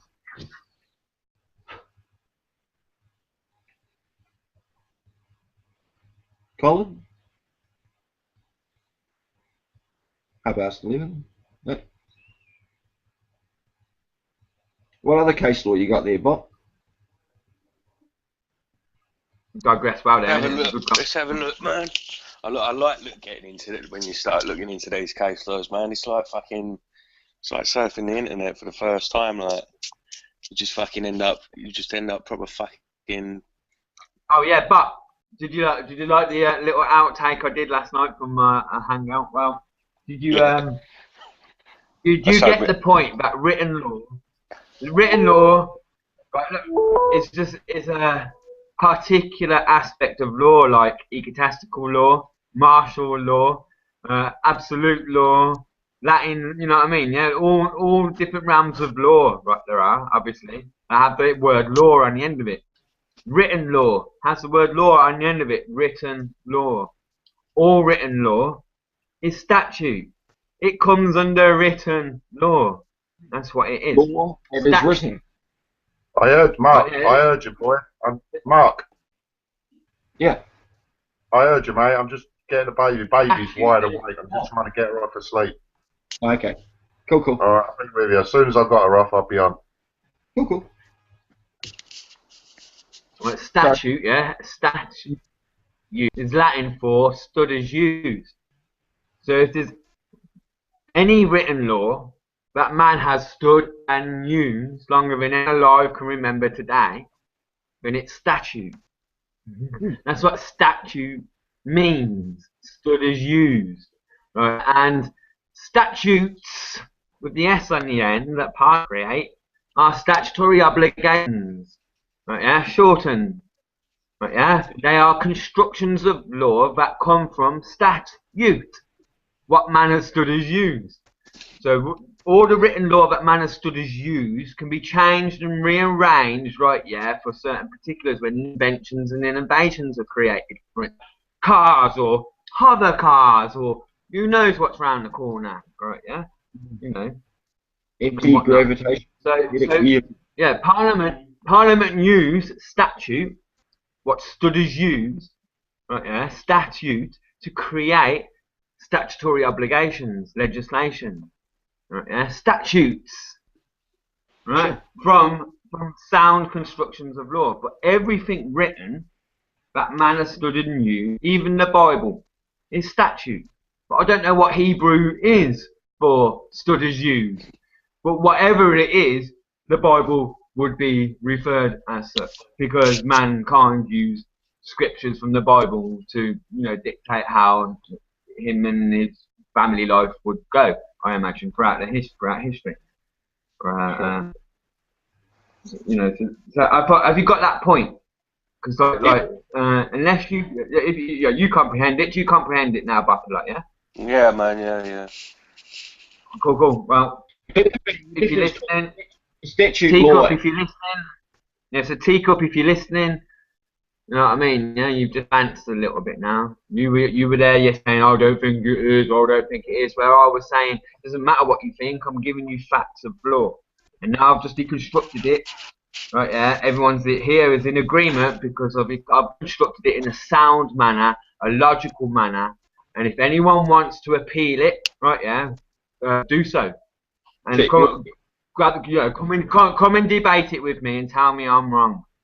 I'll dare ya. I'm going to debate it, but I'm going to add to it and say, in the same aspect of that, say there's a society of people, say Eskimos, I like using Eskimos, honest know, that don't have paper, that haven't written anything down. Do Eskimos have statute law, or do they have common law that's common to the people, or the law of the land, the law of the people? That's part. Well, for starters, I'll tell you what they are. For starters, they're not Eskimos.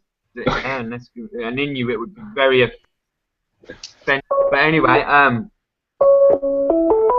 about 50. They have about 500 words for snow, or something like that. Or one word.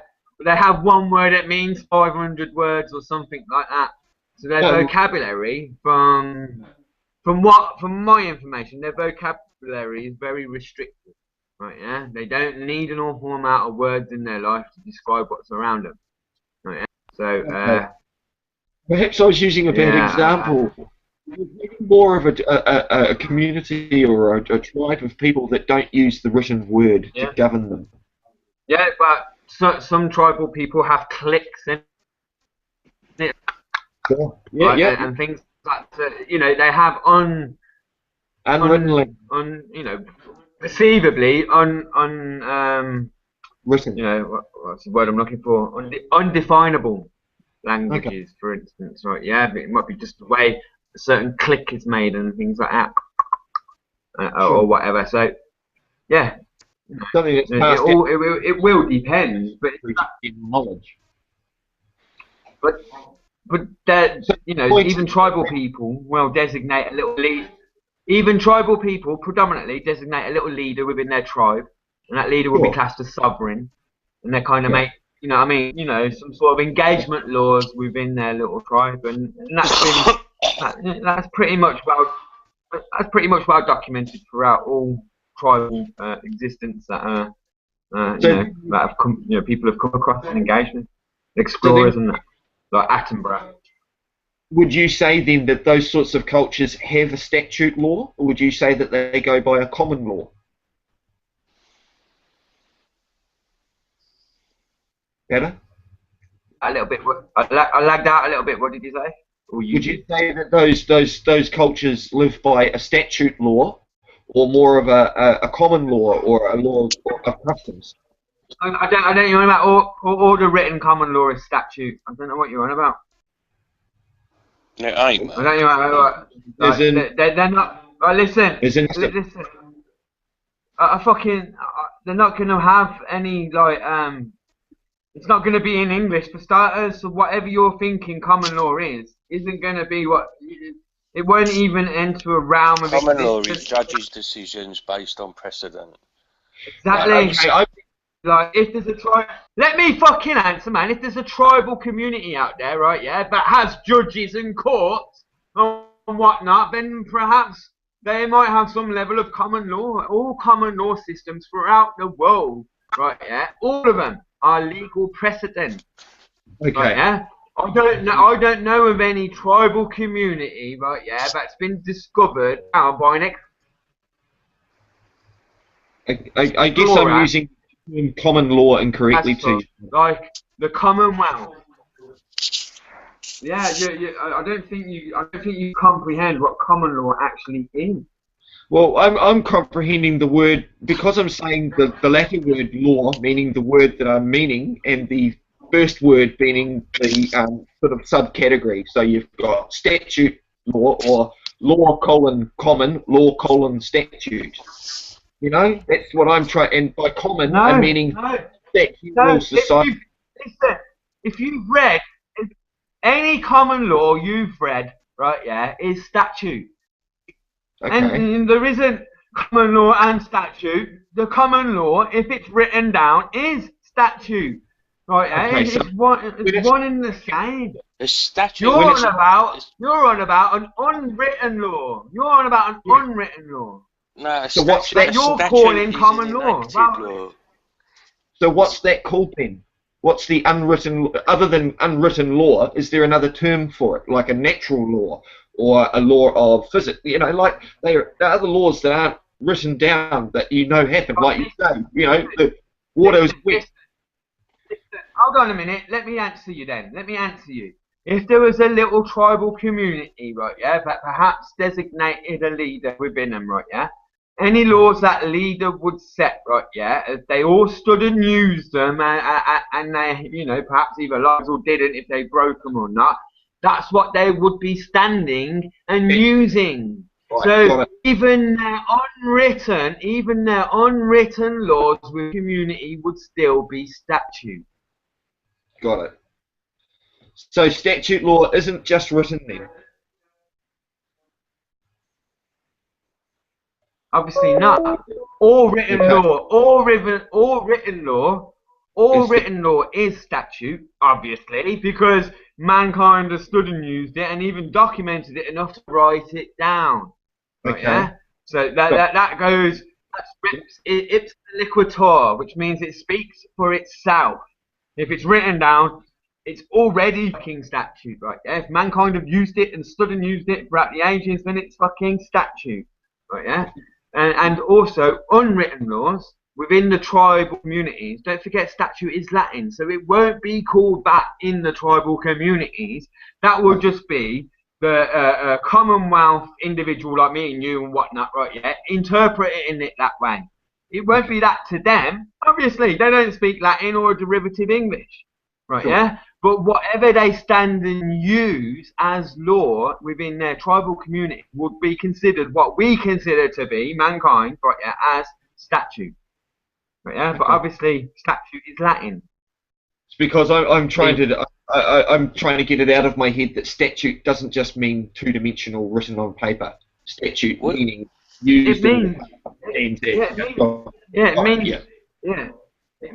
It means what man has stood and used. Predominantly longer than any man alive can remember.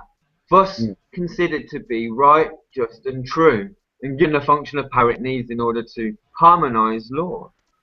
So it's kind of like... So wait, hang on, look.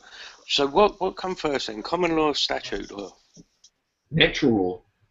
No, I mean out of them two, statute law or common law, which one was first? They're the same thing, isn't that right? It's the one in the same. I don't know what you're on about. Yeah. Like obviously there would have been. Hang on. Yeah, listen. Like, it doesn't matter if you disagree. The common law, as me and you know it today, right? Yeah, stems from Latin precedents. Okay. Which is being... But we're not all going around engaging in commerce in Latin no more in Roman times, are we? No. Right, yeah, but back then, those Latin statutes... Listen. So what was the common law common comes from place Latin then? statute. What was the court of common place? What The jurisdiction? common law... What was the court of common place? The common law comes What from was the Latin court of... statute. What was the court of... What was the Court of Common Pleas? What jurisdiction was the Court of Common Pleas, the King's Bench, and the Court Exchequer one? What jurisdiction was it? Well, some or something along them lines. I've stumbled across that, and the Court of Common Pleas. It's in my dictionary. I have read it. Well, listen, look, what I'm saying to you is Chancery or something like that. Yeah. Chancery, that come later on, but well, what I'm saying is, but listen very carefully. Listen to this very carefully. The common law is a derivative from Latin statutes. Right? Yeah. All right. Ratio. Yeah. I'm not saying where the actual term comes from, yeah. But when was the first statute used in England? The first enacted statute. When was the proper one first used? What do you mean? And come along. Do you know what statute means? I've just told you statute means. Yes, stood and used. You're asking me what the first stood and used law of man was in England. No. Am I supposed to know that? No. Because if you listen to the question I'm saying, you silly cunt, you'll know what I'm asking. You said statute. Yeah, the first enacted statute in the UK that was into common law, because common law was there first, better. Statute law. Look, I'm reading this from a book. Yeah, the earliest form of statutes was amorphous. That means they come in many forms. Yeah, and the judges might query the existence of a statute or its exact. Do you know what statute? Let me finish. By Tudor times, statutes had taken the form of which they are still cast today. That is, an enactment by the King with the advice and consent of the Lords and Commons and by the authority of the same. In fact, the judges accepted the authority of statute law, although as late as Blackstone in the 18th century, it was still customary to suggest that judges might disregard a statute that infringed on natural or divine law. You know what I mean? So what are you talking about, Badar?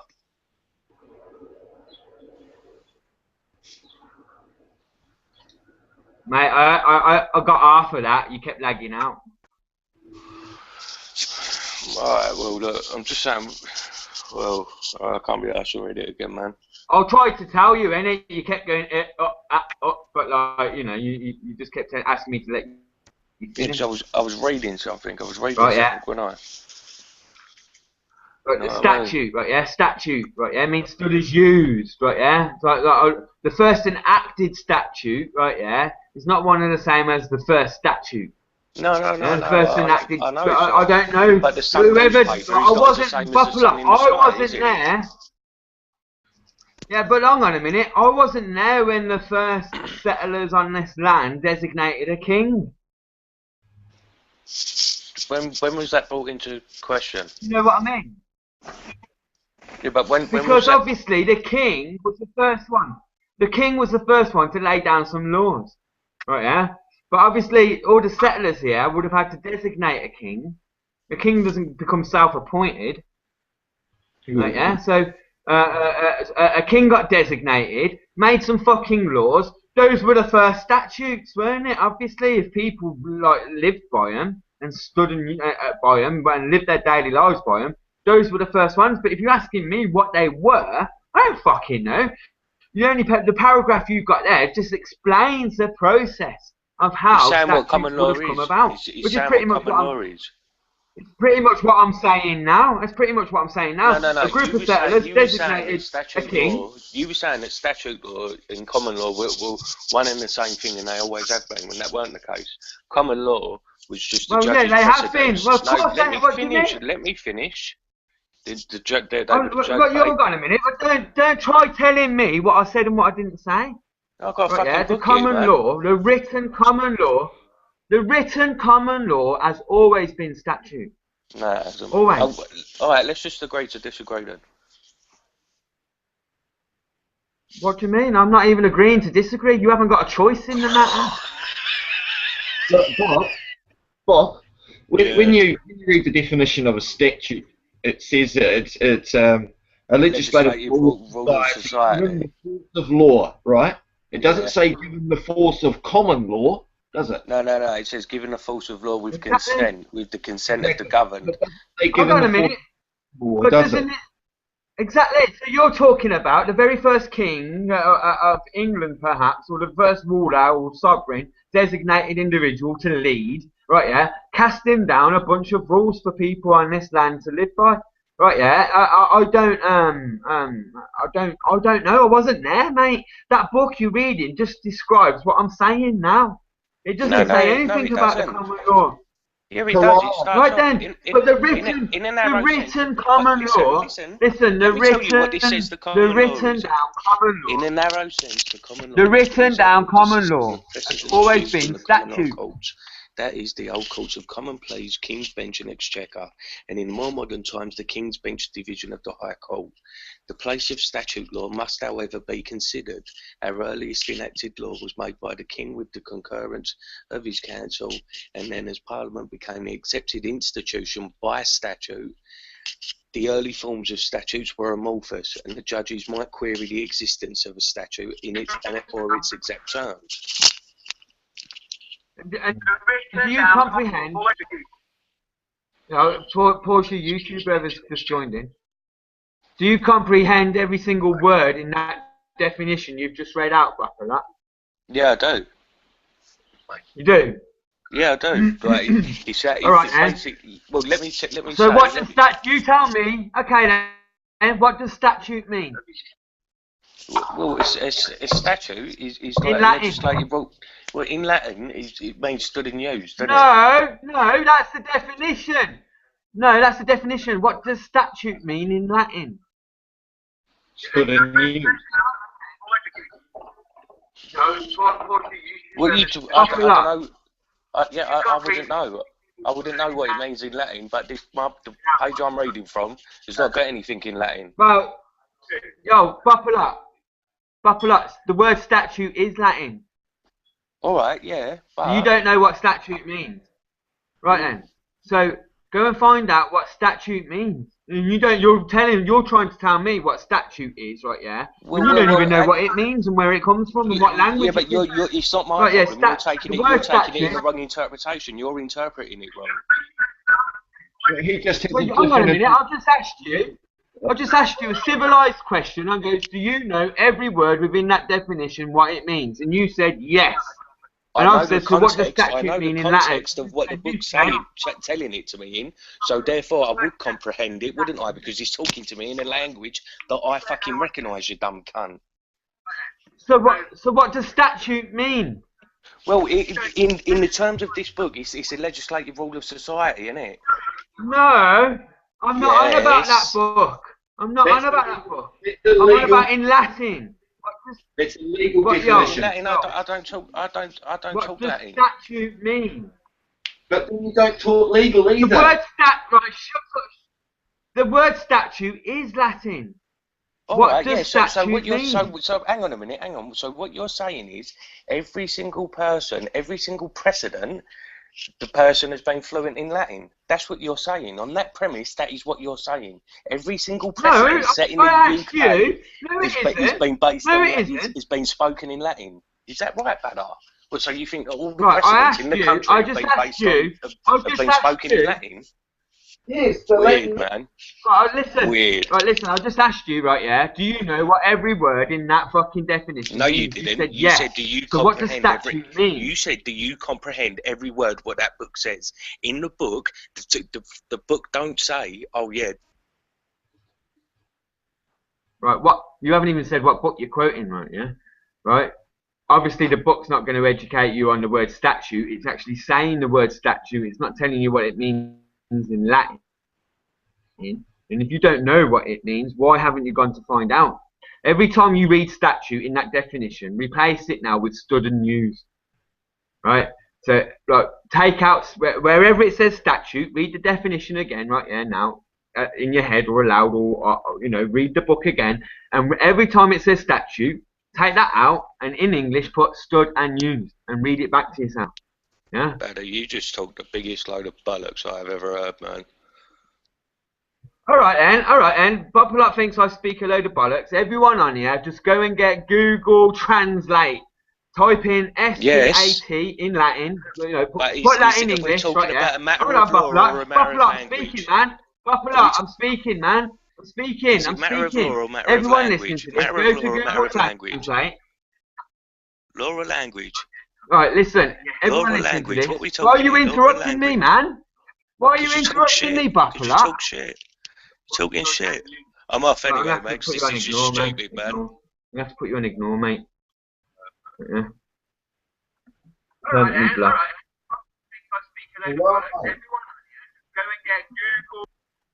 Right. Right. Everyone on here now listening. Everyone out here listening, yeah?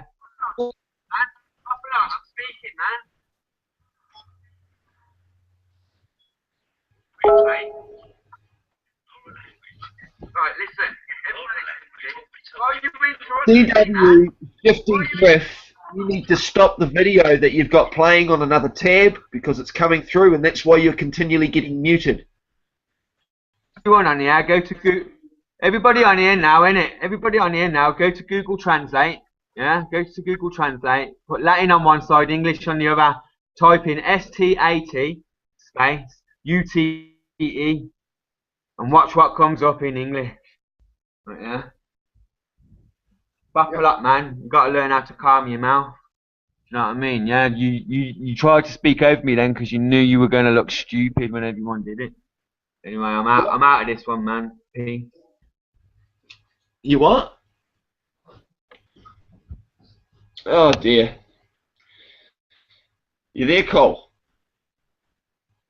Still putting Bubs to sleep, mate. I'll be back in just 1 second. Count to 60, and I'll be back.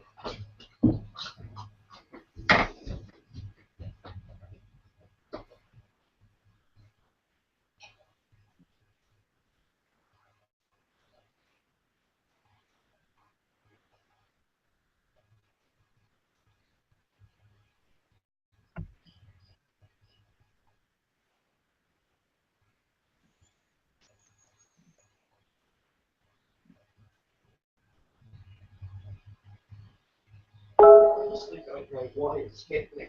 Considering yesterday it was working so better. Weird, eh?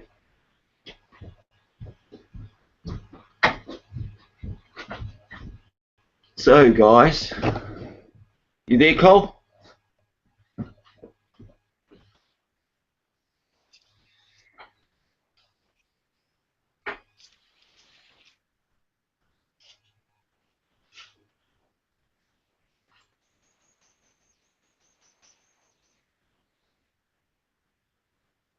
Just yell out when you're back, Colin.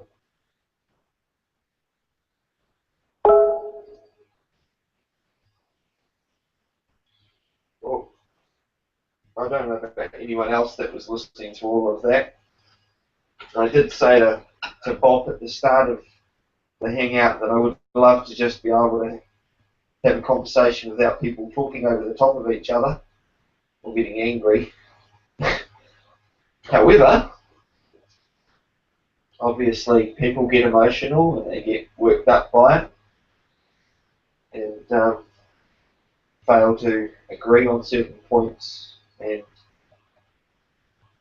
causes issues. So, but at the end of the day, from what I took from everything there that happened was that, in fact, I'm going to sit down and tell you, I'm just going to finish doing what I'm doing here and I'll be right with you.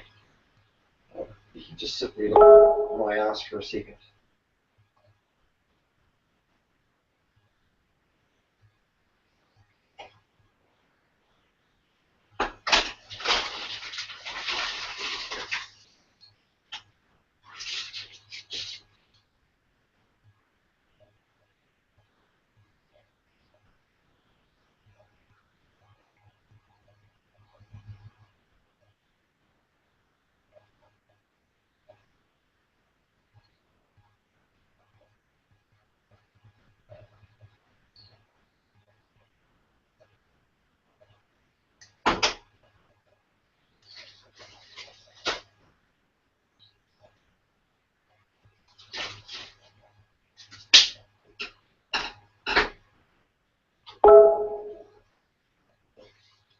people's beeping.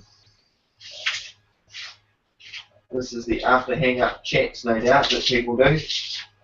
They tend to have an argument, then they leave the hangout, and then we start getting typed messages afterwards because they don't talk anymore. So, see what happens. I'll come and read it in a second and see what's going on.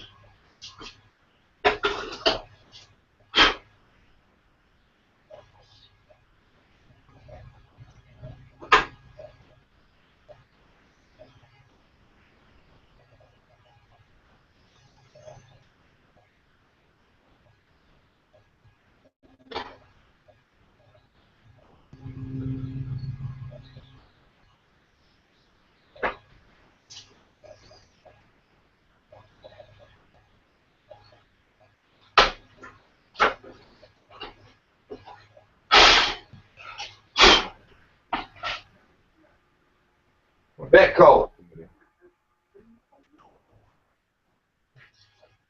So you I'm here, Mark. I'm here. Good man. Fuck, were you listening to all of that? Yeah, I just turn off to it, to be honest with you, Mark. Honestly. I said to Bob at the start of the evening that I just wanted to have a nice, polite chat where people didn't talk over the top of each other. And it's just because they disagree on an interpretation or have different interpretations that it all goes to custard. But crazy, really, for the rest of us to just listen and learn, you know? Or perhaps just hear a different opinion. See, that's the problem, Mark, isn't it? People ain't willing to listen, and they just want to fucking try and make other people look at me, I'm the big man. I've done this, I've done that, I can say this, I can say that, and it's all bollocks. At the end of the day, we all do what we got to do. As long as you're winning, it don't matter how you fucking do it, how you say it. It don't matter if it's in fucking Latin, Irish, fucking Asian, or anything else. As long as you're fucking winning, isn't it? Or COBOL, yeah, exactly. You know what I'm saying? Well, I do. It don't make sense to me, and that's it. Just don't make sense why people fucking argue over that. It's because they both believe their interpretation is the correct interpretation, and that neither could possibly have another alternative interpretation that is right or different or possibly, you know. That's what I'm trying to say. Yeah. Well, I'm just happy to hear everybody's interpretations, and then I can make a more informed decision of my own. Exactly. Yeah. Makes sense, mate. Well, of course it does. Because I find a lot of what Banner says quite interesting. It's a different point of view from most, and I'm happy to learn that. And if it means just shutting up and letting them talk, fine. I'm happy to. But yeah, it's when the counter. What's that? It can get a bit much. It just kills the conversation, I find, a lot of the time. Yeah. I was enjoying it. Frustrating as fuck. And it's well, to be honest with you, every time I've come on and that bad geezer's been on, it always ends up in a fucking row. You know, and everyone all pisses off because he's fucking basically destroyed the chat. You know what I mean? I don't know what the geezer's problem is. I don't know if he thinks that he's fucking Mr. Chief Justice or what. You know what I'm saying? I think he's learned it from a different thing, and he's clearly he stands for whatever he believes in, and that's that. But well, I mean, it's like he ain't prepared to listen to anyone else, is he? Everyone else is wrong. He's right. It's one-dimensional. I can have a conversation with him, and as long as I don't interrupt, because what fires him off is being interrupted halfway through whatever he's saying. He does it himself, Mark. He does it himself. Every time He someone's does that, yeah. he's on it. And that's what he does. He does that. So if he don't like it done to himself, why does he do it to other people? You know what I'm saying? That's why Bob was saying, let me speak, because he was trying to get his point through. Yeah. You can't have it both ways, mate. I'd love to see Google fucking Plus invent some sort of talking baton that fucking, you know, each one has like a ticket number. You know, pick a ticket, right? And the person whose number comes up next gets to fucking speak if they can't all act like adults and respect each other's, you know. Do you know what I mean? You can get like moderators. I've had debates where there's been a moderator in between, and you get a certain amount of time to talk, and then the next person has a reply. And That's a good idea, a timer. So I'll just fucking hold a 5-minute egg timer or something, and when the sands run out, over to the next one. Yeah. You know, it can be casual. There can be leeway either way. It doesn't have to be the full 5 minutes, so it can run over, but it just kind of gives a guideline. Yeah. But Badri, he's not got no patience for everybody else's views. You know, it's just, I think it's patience with him. I think he's always in a rush in it seems, to get his point across and then not wait for another person. Initially, I was going to start a Zen room tonight where I was just going to invite, ironically, just Better, because no matter who's in the site with him tends to cause issues or there's interruptions. And I'm still interested in hearing Better's views and opinions and interpretations and all the fucking rest of it. But I'm never getting that far because of all of this shit. So I'm happy to host a fucking Better night just as much as I'm happy to host a Colin night or a Mick Diddy night or a fucking Teacup night. I'm not going to play favourite, but I'm more than happy to host one for anyone if they want to get their opinion across on a live forum. I've got no issue with that because my opinion is yeah. And I don't. If you don't want to learn a particular person's interpretation, don't watch that night. You know what I mean? That way, everybody gets to have a say. Because you can't. If they can't behave well in the same room together, then I'll just go from one room to another. Do you know what I mean? But I still want to hear everybody's opinions. Because I'm not going to learn anything unless I hear these various, you know, the stories. You know, fuck this, how we live. You've got to enjoy learning. So I think if you're not enjoying it, and with likes of Badder, he doesn't make it enjoyable. I don't think you do learn. Yeah, which is what I mean. Again, I don't really argue with Better as much as the rest of anyone, so I'm quite happy to sit there and host it for that reason. You seem to have quite a lot of patience. Mate, you got 3 kids and a wife for 18 years. You learn patience. I'll take that point. That fucking ring above my head tilted slightly, you know. It's fucking. Oh, you should join my 12-year-old when she gets my blood boiling, mate. She's the same as me, you know. So I'm fighting with myself if we get into a row. By God, it's a nightmare. She's the patience of a saint, my daughter. Boy. But anyway, my darling Isabel, she's so beautiful. Yeah. So anyway, so I think that the Better thing's over and done with. Have you got your girl off to sleep there, Cole? No, she's still stirring, but hopefully she'll be alright now. Oh, what was it now? I think it must just after 12. Hey? It's just after 12. How old is she? 1.5.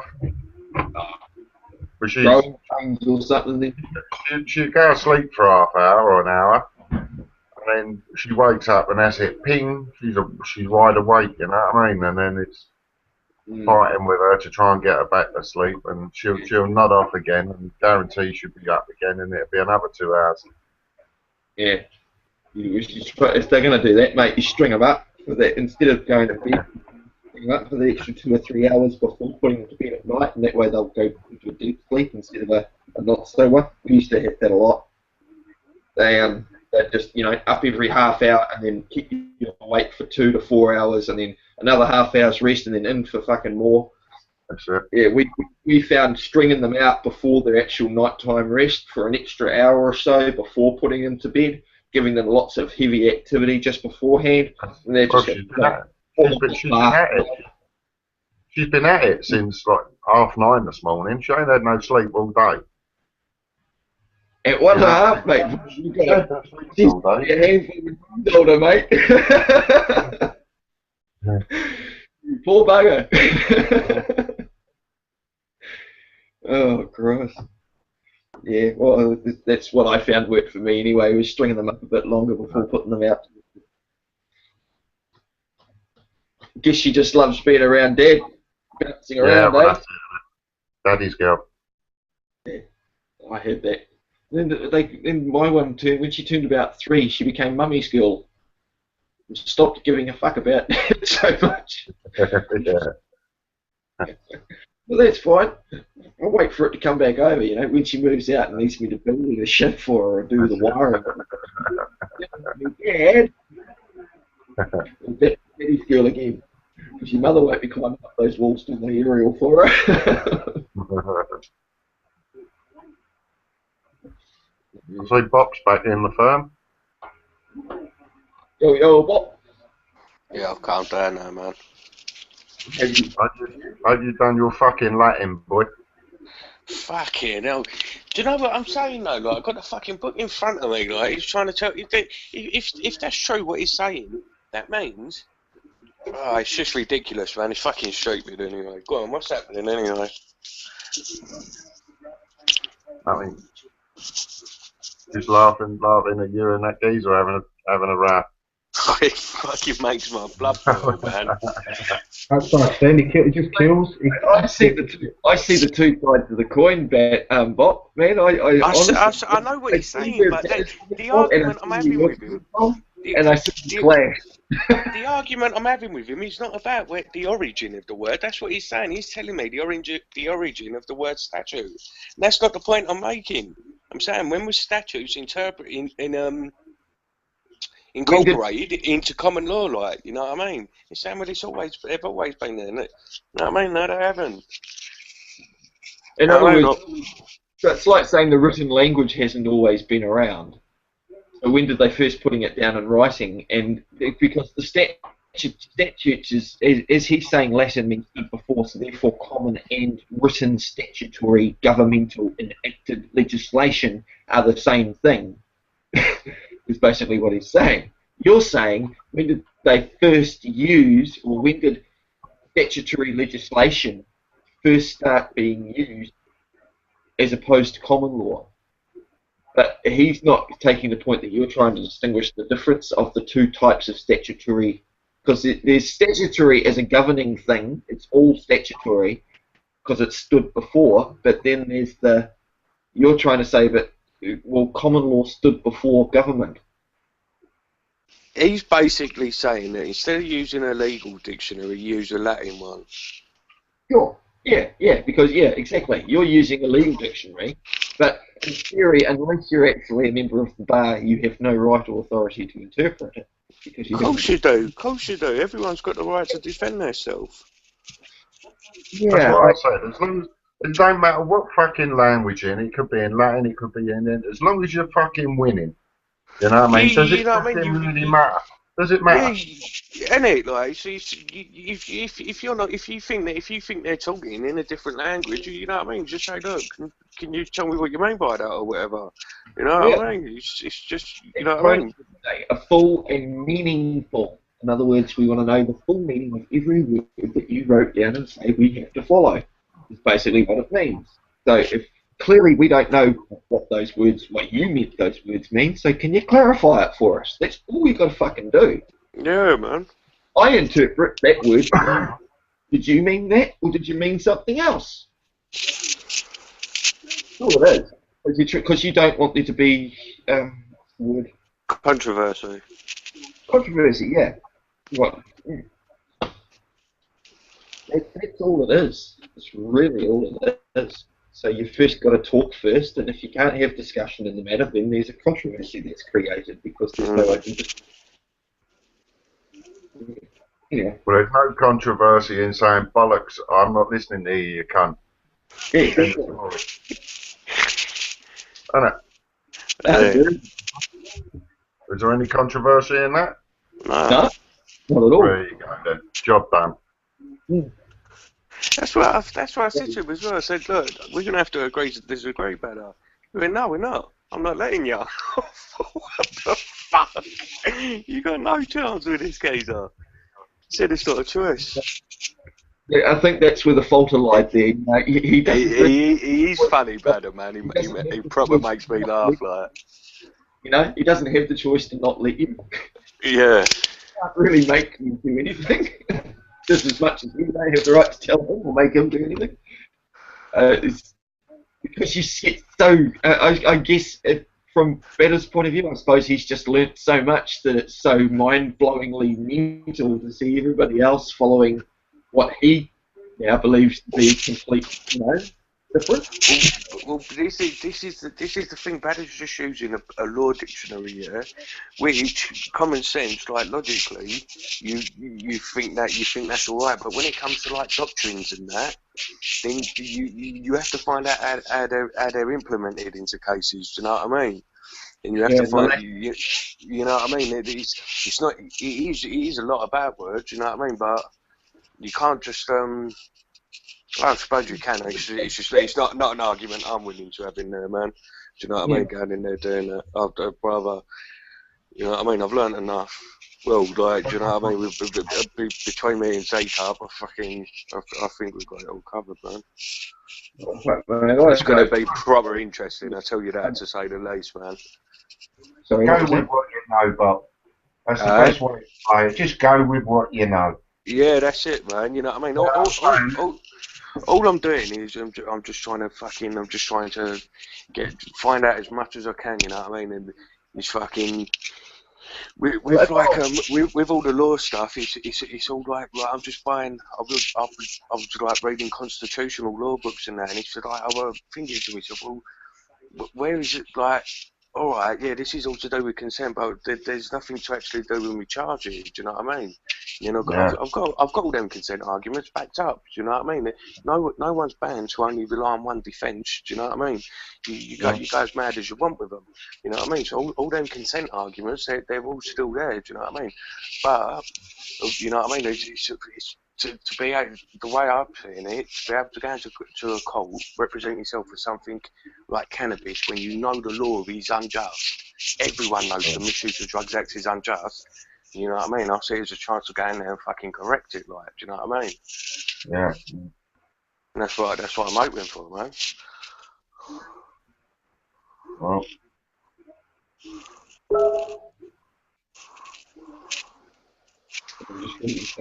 Right. When are you up?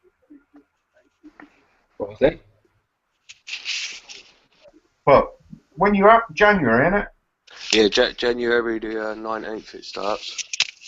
Snaresbrook. 5 days is for. Now. You must know the horror stories from Snaresbrook. Yeah, fucking. Yeah. You know what I mean? Fucking hell.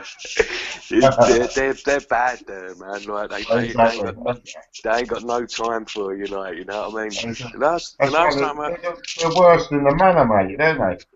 Yeah, well, I was there before. I'm standing in the dock. I'm having a conversation with the judge. Just in the middle of the conversation, he just stops. They go and take him away. I said, "What?" I said, "You having an laugh, mate? We're in the middle of a conversation." The security's just come and drove me. They said, "Listen, just come with us." Like, I said, "What the fuck's going on?" I was in the middle of an hearing. They said, "Yeah." They tell us as soon as they want you out, you got to go out and that. Like, do you know what I mean? I went before. I said to him, he said he said, "Are you Mr. Barnes?" And I said, "No, that's Mr. Barnes." Pointed to the crown. He just went, "Security!" Boom! Just out of nowhere, the security just dragged me out like that. Didn't even have a chance. My feet didn't touch the floor, like, you know what I mean? You should have just said, "Do you believe I'm Mr. Barnes?" I know, man. It's just. You answered his question. You should have answered the question. Do you believe I'm Mr. Barnes? Do you believe? Yeah, but either way, that is, you know what I mean. He's going to say, "Well, look, the matter I want to resolve is to do with my flat, is to do with my property." You know what I mean? So either way, if I don't own up to that legal fiction, then who's going to get the remedy? You know what I mean? Because I'm going to be seeking the fucking remedy. You know what I mean? So when they say, "All right, yeah, fine, all right. So who do we give this remedy to?" Then I'm going to go, "Oh, I ain't got a name." You know what I mean? It's just. You know what I mean? Cool. I'm fucking having that legal fiction. That was another thing. The more stuff I was looking into and that, the legal fiction argument and that, and the consent argument, they were just getting smaller and smaller, and I'm finding out more and more stuff. I'm thinking, fucking hell, man, you know what I mean? But the one catch with it all is, like, which is common sense as well, you got to have a fucking name in there, do you know what I mean? You can't... rubbing against the mic bot. Oh, sorry, man. Sorry. I've got these headphones on, man, right, and the mic's you know what I mean? Sorry. Because we hear this sort of rustling going on when you're talking, and it kind of muffles you. It's him cranking off to the law. Oh! You know what I mean? He always rubs it on me because he's learned so much, like, you know. It just brings him to a full erection every time he talks about it. I love it, man. I think because you were on call, actually, you know. What's Tony up to today? Has anybody heard from Tony or Matt lately? No, I ain't heard nothing from any of them for a while. I ain't heard nothing from no one for a couple of days. Yeah. Oh, did you get your case files, Bob? No, I was trying to ring them the other day. They've sent me some. Like, I don't know if it's the full legal bundle though or not. Like, but I was trying to ring them the other day, but I couldn't get through. I sent them an email. I said, look, I need to know. I've been asking them for months. Like, you know what I mean? And they just cut me off. Have you asked in writing? Yeah, I've done it by email. Like, I thought that bird was going to sort it out. Yeah. Yeah, there was the bird on who I was ringing at the court. Yeah. Yeah. She just said the last phone call I had with her, she just said, "Oh well, I don't really know what to do." And then I said, "Oh, I arrange an hearing and that." And then I had an hearing, and then when I went in there, like I took the coronation oath in there with me and that. And what was it I said to the judge then? I went in there completely by myself. I didn't go with no one, like, because the last time I was there, I got remanded, and the judge made a point. He said, "Look, you're bringing all your mates with you, trying to show off and all that." So I thought this time I'm just going to go completely on my own. Do you know what I mean? Like with no one at all. And then, and the judge just ruined me, man. He just said to me like, he said you come up, told the policeman it was your property, told him it was your cannabis, and furthermore you admitted to selling it. And I said to him, yeah, but you can buy a license off the Home Office for $5,000 for commercial growing. He said, have you got a license? I said, no. He said, he went, well then. And I said, yeah. I said, but it's not. I said, how can it be in contradiction to the Misuse of Drugs Act anyway? I said, if you can buy a license, if you can get a license for it, like I said, surely I'm just growing without a license. And he went to me, that's not going to help your defence in any way. I said, oh, ain't it? I said, well, how about this then? And I said, so where do you get all your authority from and all that? And he said, well, we're the Crown's prosecuting you. And I said, yeah, but it's the Queen who makes the law, isn't it? He said, yeah, that's right. I said, yeah, look, I said, boom, here's a coronation oath. I said, like, upholding and maintaining the laws of God and that. He just started laughing. He went, that ain't going to help you, mate. I went, all right, then I said, I'll tell you what, mate. I said, I'll fucking come here in January. I said, I'll open up Pandora's box in front of you, the jury, and see what you think of that then. I mean, do as you like, Mr. Barnes. And then I just fucking stormed out or something like that. Yeah, I ended up laughing at my lot and walking out, telling them all in dishonour, and walked out of them while they were still talking, actually. They're so rude, man. Do you know what I mean? There's you think in 2014, you think because they know they've got the stick, James. Yeah, man. You know what I mean? That's the fucking trouble, is that they have got the stick. Yeah, man. And you know, and you know as well as I do, when you're going into battle with Snaresbrook, you know you've got to have your fucking wits about you, mate, because they're fucking flags there. 100% dirty cunts. Yeah. They will pull every fucking stroke they can pull. You know that. I don't need to tell you that. You know the story. No, man. I know. We know, but firsthand, dirty cunts, mate. Because you see all the tricks going on. Like the one and only time I stood in that courtroom for that fucking ticket, they tried all sorts of shit. I mean, that judge was yelling off maxims to me. I had the prosecution picking up a stink. I had all sorts of shit going on. And it was over a $30 speeding ticket. You know? that was sort of a really sort of huge reaction to me just standing there questioning who the name was. I thought to myself, can we not just stand here and talk civilly? And all of a sudden names start getting, voices start getting raised, people start standing up threatening fucking legal action, cops start walking around behind me, all because I'm just saying I'm not that person. Over $30 ticket. That's what I'm meaning. It's not that, though, Mark. It's not that. It's based here as you're questioning their authority. Yeah, I was challenging you. Exactly. This is what they kick the stink up. How dare you? How dare you fucking question their authority? And that's what it's all about. It don't matter if it's a fucking £10 ticket or a fucking £10,000 ticket. You know what I mean? As soon as you start questioning their authority, that's where they get the aisles. Yeah, man. You know what I mean? And that's the fucking trouble. I'll give you a good example, mate. This has just happened in the last 24 hours. I went to go and pick up my little 7-year-old boy from school yesterday unexpectedly because I told him if the weather was crap, I'll come and get him. Because normally after school at 3 o'clock, he waits for about 40 minutes around the playground to get on the bus and come home. I thought I'll just go and get him straight at 3 o'clock, right? So I go down at 3 o'clock to get him. His brother's sitting there with his mate, so he wants to come home on the bus, so no harm, no foul there. Leave him alone. And then I go looking for Luke. And I look around for a bit, I can't see him, which is unusual, right? And then I spot him. There he is, walking with his head down, bawling his fucking eyes out. And I go, mate, what's wrong? And he just completely loses it in front of me, in front of everybody. So I calm him down the best you can, get him back to the car, and I go, what's wrong? And he pulls out this piece of paper out of his school bag. And I'm sitting there, and I have a quick skim of it, and I start to drive home. It's only 3 minutes to home. And I say, mate, what's all this about? Can you tell me about it so I don't have to read it while I'm driving? And he goes, well, basically, me and Dylan were playing on the playground. Dylan's one of his mates, his classmates, and the playground was about 2 o'clock in the afternoon at the end of dinner, at the end of lunch break, an hour before I saw him. And he says, and Dylan threw bark at my face and nearly got me in the eyes. And Luke turned around and headbutted Dylan fair in the gut. Now, not condoning what Luke did, but Luke reacted to something that happened to him. Now, of course, Dylan got the sore gut, goes in, Luke gets called in, the teacher makes him sit down for 45 minutes and makes him attempt to write an apology letter 5 fucking times. And then after that, sends him on his way with a note written at the bottom of his 5 attempts saying, please help Luke write an appropriate apology note to Dylan, so for me, deputy principal and whatnot, and Dylan's parents, right?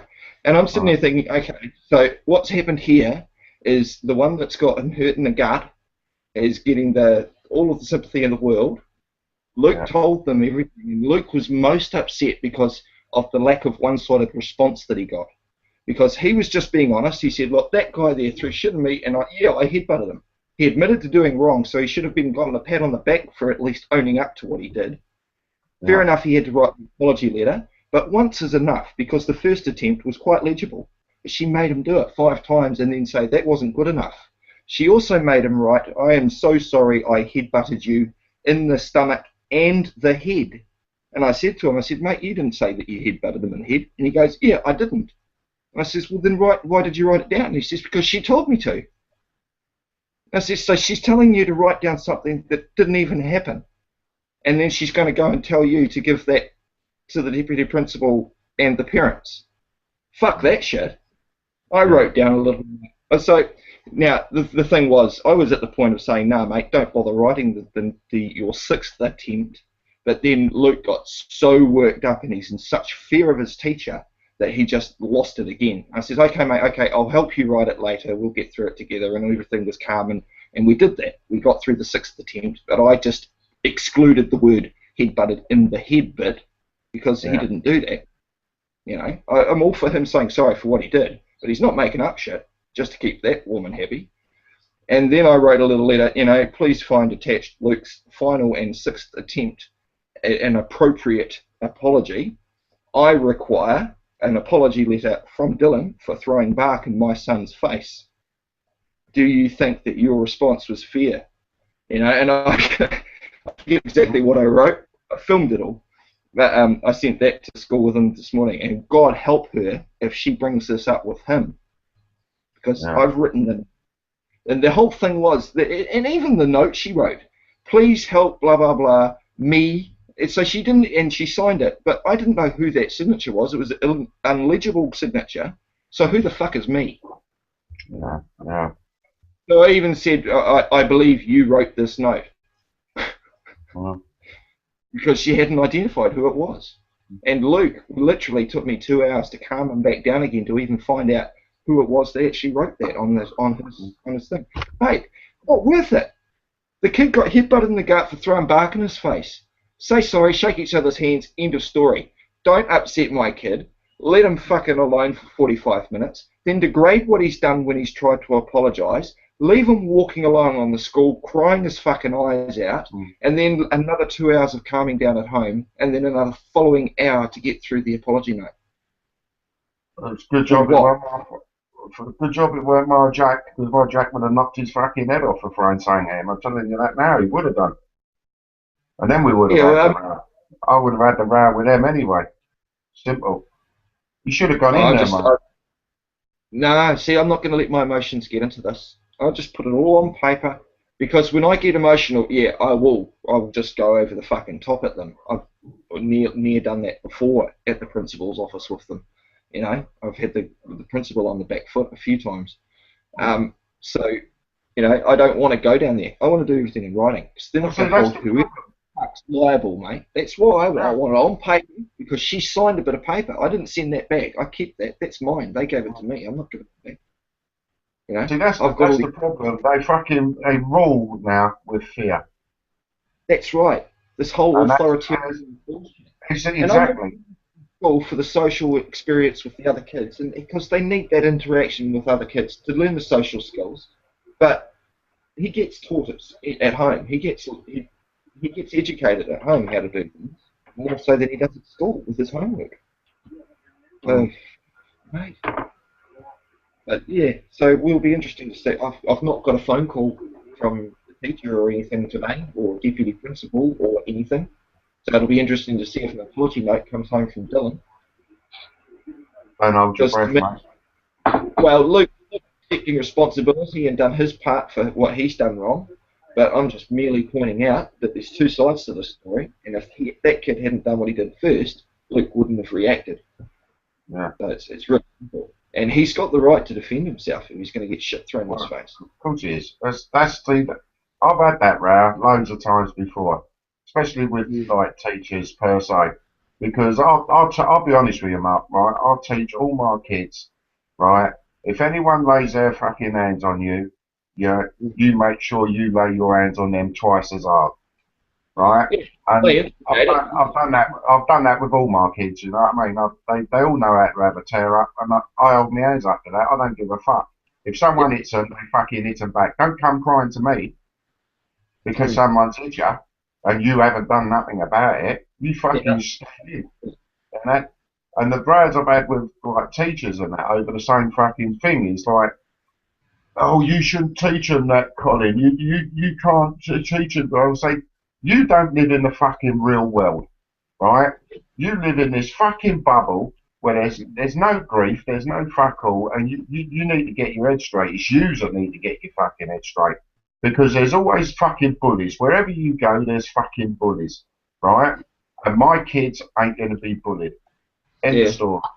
I'm not having it. And my kids won't have it. They won't. And they're all the same. I've had it with all of them. I mean, Luke's good friends with Dylan. Dylan's been a playmate. He's come here for play dates and shit. You know, there's no issue. To me, there shouldn't be an issue. But for the teacher to inflame it, and to me, at all points, she had the option not to write a note at the end of his fucking apologies and send it home, because she brought me into it by doing that. She could have just accepted what Luke had done and that be that. But no, she wants to keep pushing it and pushing it. And to me, and because Luke missed out on doing the last hour of his school, he was supposed to be doing a kappa haka practice for his haka, So he didn't get to do that. He was left to sit by himself, where she just kept coming in telling him it wasn't good enough, do it again. What's that? Haka? A haka. You know, the kamate. Yeah, they do. They learn haka at school. Oh, well, yeah, I'm sorry, mate. We don't have that over here. No, just in cultural. My daughter and my other son have gone through it as well. It's not something they stick with. It's just something they all sort of have to learn, I suppose, sort of Maori culture. Oh. Yeah, gives them a good bit of rounding, I call it. But yeah, so we'll see. We'll see what happens. But I won't hold my breath. But so long as Luke doesn't come home upset again, if that teacher has another word with him about it, then there'll be issues, because I'm talking to her directly. She's got no point to go and talk to Luke and question him about my thoughts. But see, I would have had a problem. I would have had a problem with that, Mark, because she was trying to get him to write a false statement. Yeah. You know what I mean? And there's where I would have drawn the line, because at the end of the day, the boys told you what happened, right? But she ain't wanting that. That's not good enough for her, because he had batted him in the gut. You know what I mean? But no. This make it sound a little bit fucking worse than what it was. Just say you nutted him on the nugget. I reiterated to him multiple times. I said, "Are you sure you didn't hit him in the head? You didn't headbutt him in the head?" Because the reason I asked that is because, I mean, Luke and his brother, they fight like brothers do, you know. And I often see, because Max is quite a larger size compared to Lukey, and so Lukey, the only way Lukey can use his force is by ramming him and headbutting him. So it's a common thing for me to see Luke headbutt Max in the gut to try and take him out, right? I have never seen Luke headbutt anybody in the head, because, and this is the simple reason the headbutt really irks me, is because he knows that if I get hit here on the side of my head, this whole piece of bone that was cut out when I had my aneurysm will get knocked and I'll get dislodged and I'll be dead. So the golden rule in this house is no headshots. Yeah. For her to say that he headbutted another kid in the head rings a bell with me, because I know there's no fucking way he would do that. He knows not to headbutt anybody in the head. And he gets in trouble with his brother in the gut too, but that's just it's something in this house we know don't happen. So for it to happen at school is out of character. So we'll see. It'll be all fun and games, and like I say, I record everything. He's back. What are we talking about now? I was just going on about my boy having issues at school, actually. Just a call. Yeah, they all have their... Pardon me? They all have their issues at school. My boys just started school. All right. So you got another 12 years ahead of you then. He thinks he knows it all, and he's only in year 1. Oh. The innocence of youth, mate. Bless him. It's cute, isn't it? You got to laugh at it. You're going to learn a bit of information. No, Dad. This is what really happens. Yeah. When they come out, they think they can do what's what. He's only done 4 hours at school. Good on you. Is Bob chipped off, is he? Yeah, he had a bit of an issue with Bada Bing. And they both left, and then he came back. And why did he drop out last time? Cole, do you know? My thing, I have things to sort out. What was it? Quarter to 1 over there now. Yeah, he's getting. Sorry. So. What you smoking? What's that? What you smoke? Tobacco. It's very muffled. Can you make out what? Sorry, you're muffled, mate. I can hardly hear you. What are you smoking? Are you smoking tobacco or weed? No, fuck, I don't smoke cigarettes. Good man. I hate cigarettes are bad for you. Anyone watching this, do not smoke cigarettes. They are really, really addictive. I've smoked them for 20 years. Hate them. Cigarettes. I don't smoke cigarettes, I only smoke bongs. Well, this is just paper. I've got my lips on.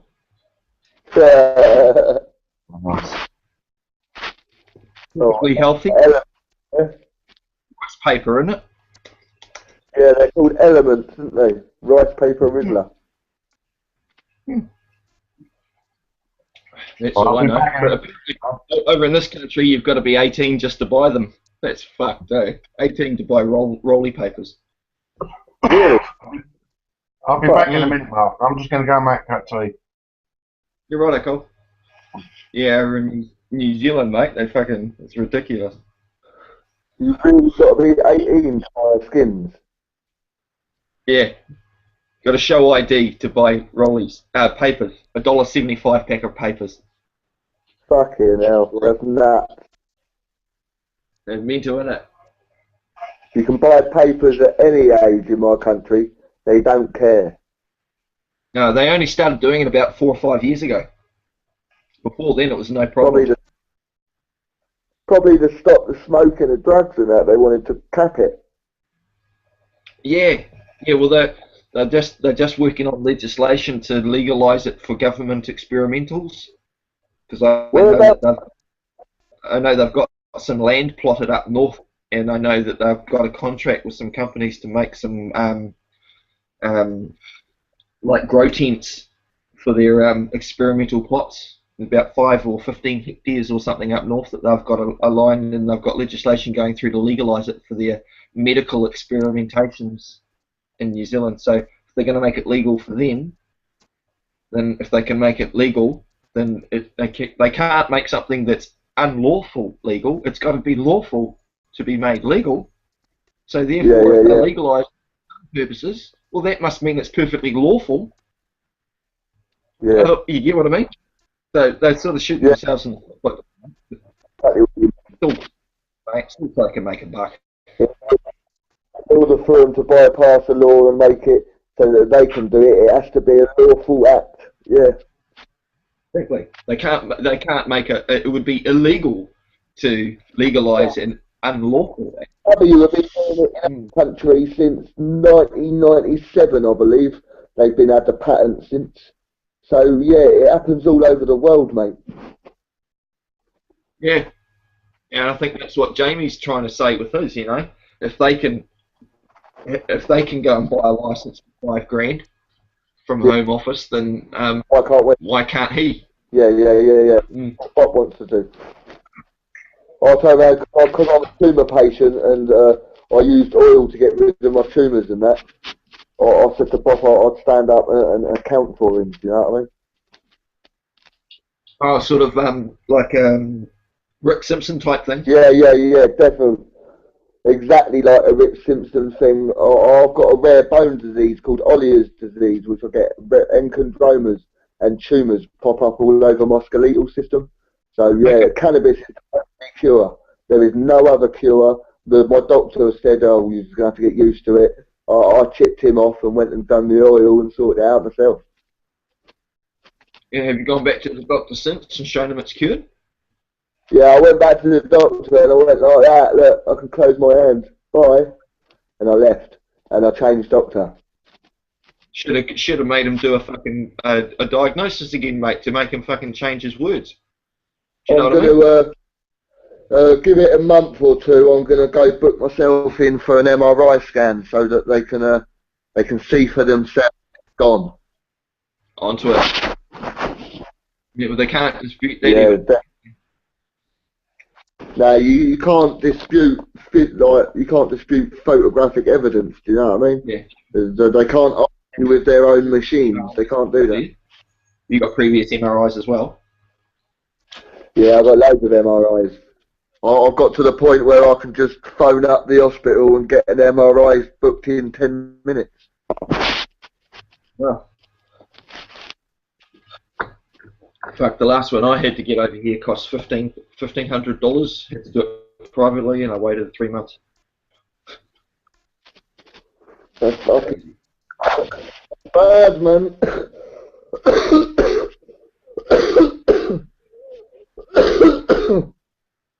Our medical system's quite good, really. Like, I only had to wait a few months for the first MRI, and then as soon as they figured out I got a bone disease, MRIs were just rolling out of their pockets. Yeah, because they could just dish care out of this quite a bit. They'll just be milking the old public trust for you. Oh, yeah. Making their illness. Look, I haven't took any of their medication. I ain't took no tumour pills. I ain't took nothing that they give me. It all went in the bin, or it never left the doctors. I just stuck with my cannabis oil. I'm really good friends with a bloke called Steve Danks. He does talks. He owns a HempWorks charity, and he does talks all over the world about the endocannabinoid system, CB1, CB2, or pretty much everything they're lying to us about. Wow. Because I've got I think I've got a few of those clips actually posted up on my channel, like the Leaf one, Raw or Leaf, 15-minute clip about the girl showing about how she was quite bloated up in the face, and then she started taking hemp oil, and yeah, that was quite a good one. And the other one with the baby with the tumour, the baby was sent home to be made comfortable to die, and then gave him that in the baby's milk, and then 6 months later the kid's all fucking cured, and they're sort of, what the hell? Yeah, because there's steroids in breast milk.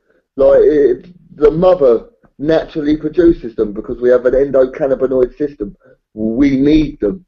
Most people that are probably, well, if you look at someone and you think they ain't functioning right, no, they probably ain't functioning right because their endocannabinoid system is starved, so that their body's lacking. They're always going to be lacking. It could be responsible for a hell of a lot of mental health. It could be responsible for a hell of a lot of, I suppose, degenerative diseases, things that kill us on a daily basis. It could all be put right with just balancing out our body systems. It's a shame it's not though, eh, mate? Fucking, they can't make their pretty fucking penny or pound of flesh out of us if they go and give us a simple cure. Well, it's exactly that. It's they can't keep selling medicine to cured people. Along with the paper industry for the pulp and the hemp and all the other 100 ways of curing and fixing things that are a lot easier. Even fucking biofuel. Yeah, it's all sorts. Mate, fucking a natural diet of olive oil has its health benefits, and it's a hell of a lot more beneficial than anything coming from a pharmaceutical company. True. Yeah, well, I'm very passionate about the pharmaceutical and the natural war. I believe that every single ailment or problem can either be alleviated or solved or pretty much eradicated with natural ailments. I don't think we ever needed to start fucking about with other chemicals. That was purely a money spinner, nothing else. To the chemicals. Because it's the old backhanded way of getting what they want into the populace too, don't forget. Oh yeah, they want it in us. Because all them chemicals promote other diseases. You know the cancer chemicals that they put in us. And right down to the Second World War, they was spraying sodium on us because they figured out it causes lung cancer, like, further on down the line. So they want these chemicals in us. They want us to be dying. Because it's money, money, money. And the quicker we die, the less questions we fucking ask. Yeah, it's the sad thing. It's like over here, my 12-year-old was due for her 7-year Boostex injection for an MMR, and I decided to go online and go look it up and I went on the government website, and they even mentioned Andrew Wakefield's name. I hadn't heard of Andrew Wakefield before going on the New Zealand government website, right? So that's where I heard about it. So I go on there, and they're telling me all of this shit, and then they're discrediting this guy, Andrew Wakefield. So I'm sitting there thinking, what have they got against this guy? Better go online and look him up. Went online, looked it up. What the fuck? You know, he's telling you all about the MMR and the danger of the multiple vaccines in the one go, and the, you know, what it does to the body. And then you find out, what, a few months back, someone from the CDC, 13 years in the service in the CDC over there, comes out and says everything Wakefield's saying is absolutely true. You know, someone that's coming out and verifying everything he's saying, which has basically just made the New Zealand government lie their teeth off on their website. You know, it's just whatever. The boost there's no. Yeah, unreal. I think it's so sad that the people we trust to, I suppose, care and envisage our future. That's what government's created for, to secure property of men for men for the benefit of men. That's what government. That's it. Nothing more, nothing less. Everything else is crazy. Yeah. Usual. All is out. People can look it up. Everything to do with. All you got to type in is cancer and cannabinoids, and shitloads of case studies comes up. The truth is out there. People have just got to read it and know what they're reading is true, and know that they've been blindfolded for years. It's a sad thing that everyone has to admit we've all been fucked up the arse. Now we've got to take our blindfold off. People don't like to admit. People don't like that. I suppose. I'm going to go out of left field here just for a second, actually, because you know how. Guy Fawkes tomorrow, right? Or the day after tomorrow for you, still probably.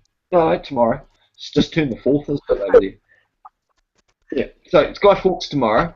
The 5th of the 11th is considered sort of like the darkest day of the year if you go by your chart worlds or your astrotheology type charts or sort of Santos Spinakis type stuff. The darkest point of the year is around 5th of November. That's when JFK was assassinated. All right, and you see all of these other things that go on. Sorry. My birthday on the 12th. It was my sister's birthday on the 1st. But I reckon in the next couple of days, I don't know where in the world, and I'm just putting it out there, but I reckon in the next couple of days, it's also midterm elections tomorrow for America.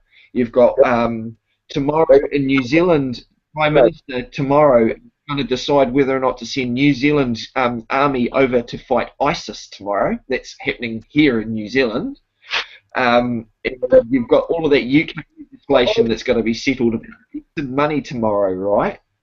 So all of that shit's happening in the world tomorrow. I reckon there's going to be some sort of fucked up assassination attempt or false flag sort of shit go down in the next couple of days. That's what I reckon. I reckon we're going to see something. I don't know where, I don't know what about yet, but, you know, historically, it's been shown that between the 5th and the 6th of November, throughout history, it's a really dark day. Bad shit happened. Yeah. We'll see if I'm wrong. I just wanted to throw that out there. You and Colin can be the ones that say, oh yeah, you brought that up. All right. Just thought I'd put that out there. What do you reckon? I already think the assassination has been happening, right down to Robin Williams. I think a hell of a lot of dodgy things have been happening. A hell of a lot untimely. Because come on, let's face it, Robin Williams, he's been dealing with that crap for years. He had it down to a T. He got fucked off his nut every now and then, and that's how he dealt with it. Yeah. He weren't due to die. I think it's been happening already. I think a hell of a lot of people have already been murdered or steered towards death to divert what's going on, like ISIS. That's an American organisation. They started. The same as the Taliban. America started all that, and they lost control of it. I think it just scares them. I think you're right though. I think a hell of a lot of shit is going to happen in the next couple of days. And I think globally, in the next couple of months, a fair bit of shit's going to go down. Oh yeah, globally for the past few months. So it's been going on. It's been going. I mean, look at the solar flares that's going on at the moment. The Earth's ringing like a bell at the moment with all the earthquakes. So that shit's going on. Did that. Years ago, I was sitting in my hairdresser's having a tattoo done, and I said to my hairdressers, there's going to be some solar flares in 2013. I was 1 year out, mate. 1 year. Right, the big fucker comes around in the next 10 days. It's huge. If you watch a channel, BP Earthwatch, he tells you all about them. He's really on the ball. Years ago, they predicted solar flares were going to come out. So they said years ago, scientists, but they predicted it was going to happen 2013-ish. So that they was a year out. They reckon it's going to knock out our electrics for a couple of months. Well, it's just happened in Bangladesh yesterday. The solar flares around the one just before the 7.1 earthquake in Fiji, and the other earthquake over in Hawaii and Chile, I think. Oh, sorry, Easter Island. Bangladesh all got wiped out. Millions of people all on petrol-powered hospital generators, all in the dark. No one gives a fuck. That's all happening right now. So it's already starting. You know? Oh yeah, it started a few months ago. What's your views on the Ebola thing then? What do you think about that? Do you think it's America made or what? The what? The Ebola crisis. Do you think it's America made? Do you reckon they just made it so they could get their hands on the diamonds? I think ultimately it'll be a way of controlling some sort of natural resource that some oligarchy wants. But at the end of the day, you just got to look at who holds the patents. People hold the patents for the Ebola vaccine. Well, and they've held and they've held them for a few years. For Ebola, they don't hold the patent for the vaccine. America hold the patent for the disease itself. There's talks that it could be a bioweapon, but they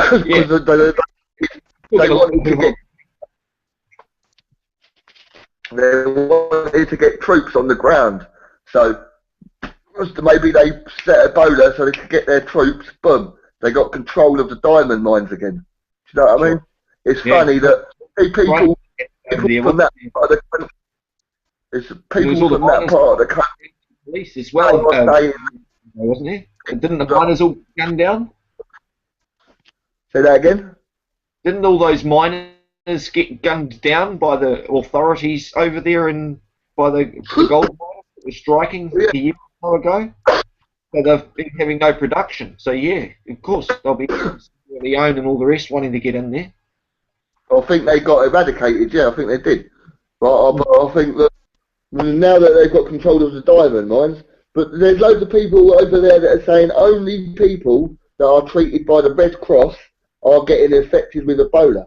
No one, people that are not having the injections are not getting infected. Oh, so that's the USAID company, mate. USAID. What, Red Cross? No, USAID. USAID company. It's like a Red Cross, but it's called USAID. Oh, yeah. That's pretty clever wording, isn't it? Mm. But there's also, the other thing I was going to bring up. Are you familiar with that Major Ed Dames fella? The guy that does remote viewing, foretells the future events and stuff? Now, when he's talking about, when he talks about the Third World War, and he talks a lot of the things with Killshot. About a solar flare wiping out everything on Earth. But he talks about future seeing, he's future seen 9/11, he's future seen all of these things, right? You go look him up. Major Ed Dames is his name. So go look him up. But what he goes on about is he says that there's a few events that happen building up to the point where they can't see past which means something really bad happens because they can't see past it. So, and he says one of the last things they see is North Korea using a nuclear weapon in anger, and they see the downing of a space shuttle. What happened to Richard Branson? What just happened to Virgin Galactic? Alright? That shit's just happened. So we just need to see something else kick off now. So, you know what I mean? And all of this, when I know that I've just seen Beacon Earthwatch showing us that within 10 to 15 days' time, there's a massive footy-ass sunspot that's about to come round. And it's the same one that left us with that last earthquakes, because it takes, you know, that long for the sun to rotate round for it to come back round to us. So, trippy shit, all about to happen right now. So put all that together with, there's an old movie that I've seen called The Seventh Sign, starring Demi Moore. Now that movie goes on about the 7 signs of the apocalypse, and the seals that, you know, the moon will turn black as sackcloth, the sun and the moon and the stars and the skies and all that shit. But they also go on, you know, the 5th seal being broken, being the death of a martyr. Alright? Some might say that was Mother Teresa, others might say that was Princess Diana. But I'm thinking that there's that guy over in Bahrain, I think, where he's just been released from prison 2 or 3 days ago. He would be the perfect martyr for, this is just something that I'm putting all of these events that I'm seeing going on globally around that could possibly happen. I reckon there might be some sort of assassination attempt on him, or something on some government official in one of these big things that are all happening tomorrow, all around the world. I reckon that shit might happen. So, I don't know. And it's only because I've seen all of these different things, and I'm just putting 2 and 2 together. I'm not being paranoid. I'm not saying in any way I believe any of it's going to happen. I'm just saying it's a possibility. Okay? But, yeah, there's some fucked up shit going on in the world right now. I don't know if anyone else agrees. What do you reckon, Cole? You reckon that's all of that shit's actually going on? Isn't something going on with expenditure with Cameron and tomorrow? To make government, parliament's making some decision or something? I don't know, mate. I ain't been taking no notice, to be honest with you. I'm too busy looking at my own world. William the Scotsman was posting something this morning about his news, a news channel, and it was all about the pedophiles and the BBC fucking resigning and shit. They're fucking. You talk about the paedophiles and all the rest of it. They're all in it. It goes right to the top, doesn't it? So, you know what I mean? To me, that's old news. You know what I'm saying? It is old news. It was the radio report he was showing, and I forget what it was, but it was just something about someone resigning today. But yeah, sorry, I can't remember anything further. It was a few hours ago now. Talked about a lot of shit since then. See, we don't have telly in our house, Mark. We don't have commercial telly in our house. We've got Sky, but we never use it. No, we don't have none of that. If we anything, we download it and we watch it without ads. If we want to watch a TV series, we'll download the whole series and watch it in succession in a few days, and that way you get a better feel of the series anyway. Yeah. You know, fuck this. Wait till next week for the next exciting episode. Shit, go by my time, not yours. Exactly. You know. So yeah. Fact, no, we don't. It's all satellite TV now. You either have to have a free-to-air satellite box where you get just crap, or Sky. But yeah, Sky's only there for me to watch RT perhaps sometimes, or for the kids to watch Cartoon Network or something if they want to. But that's it. Well, everyone that I spoke to talk about like Sky and all that. They just say basically it's just repeat after repeat after repeat. Oh yeah. You know what I mean? They're even charging you for stuff like on all the half of the networks. They're charging you for stuff that you've already paid for when you're paying for the TV license on BBC, and you're paying for it again through Sky. Yeah, because they're just. Yeah. That makes sense to me. Why pay it? A lot of the times the kids will come in and just turn the TV off. when Sky's on, they'll just come in and turn it off, and they'll sit down and pull out the Lego box and build something with the Lego. Learn more that way, don't they, mate? Yeah, mate, they come up with some brilliant contraptions, eh? You should see some of the crafts. They've got boxes and boxes of Lego they can play with, so it's always fun and games. Anyway, man, I'm gonna love you and leave you and try and get some work done before my rep get home. And now in the morning. Yeah. Have a good night, eh? Get some And sleep. Yeah, you'd be lucky. And I'll speak to you again. I dare say you'll be on tomorrow. Oh, I dare say I will be. All right, mate. All right, Catch Mark. You'll be lucky, mate. See you later. Yeah.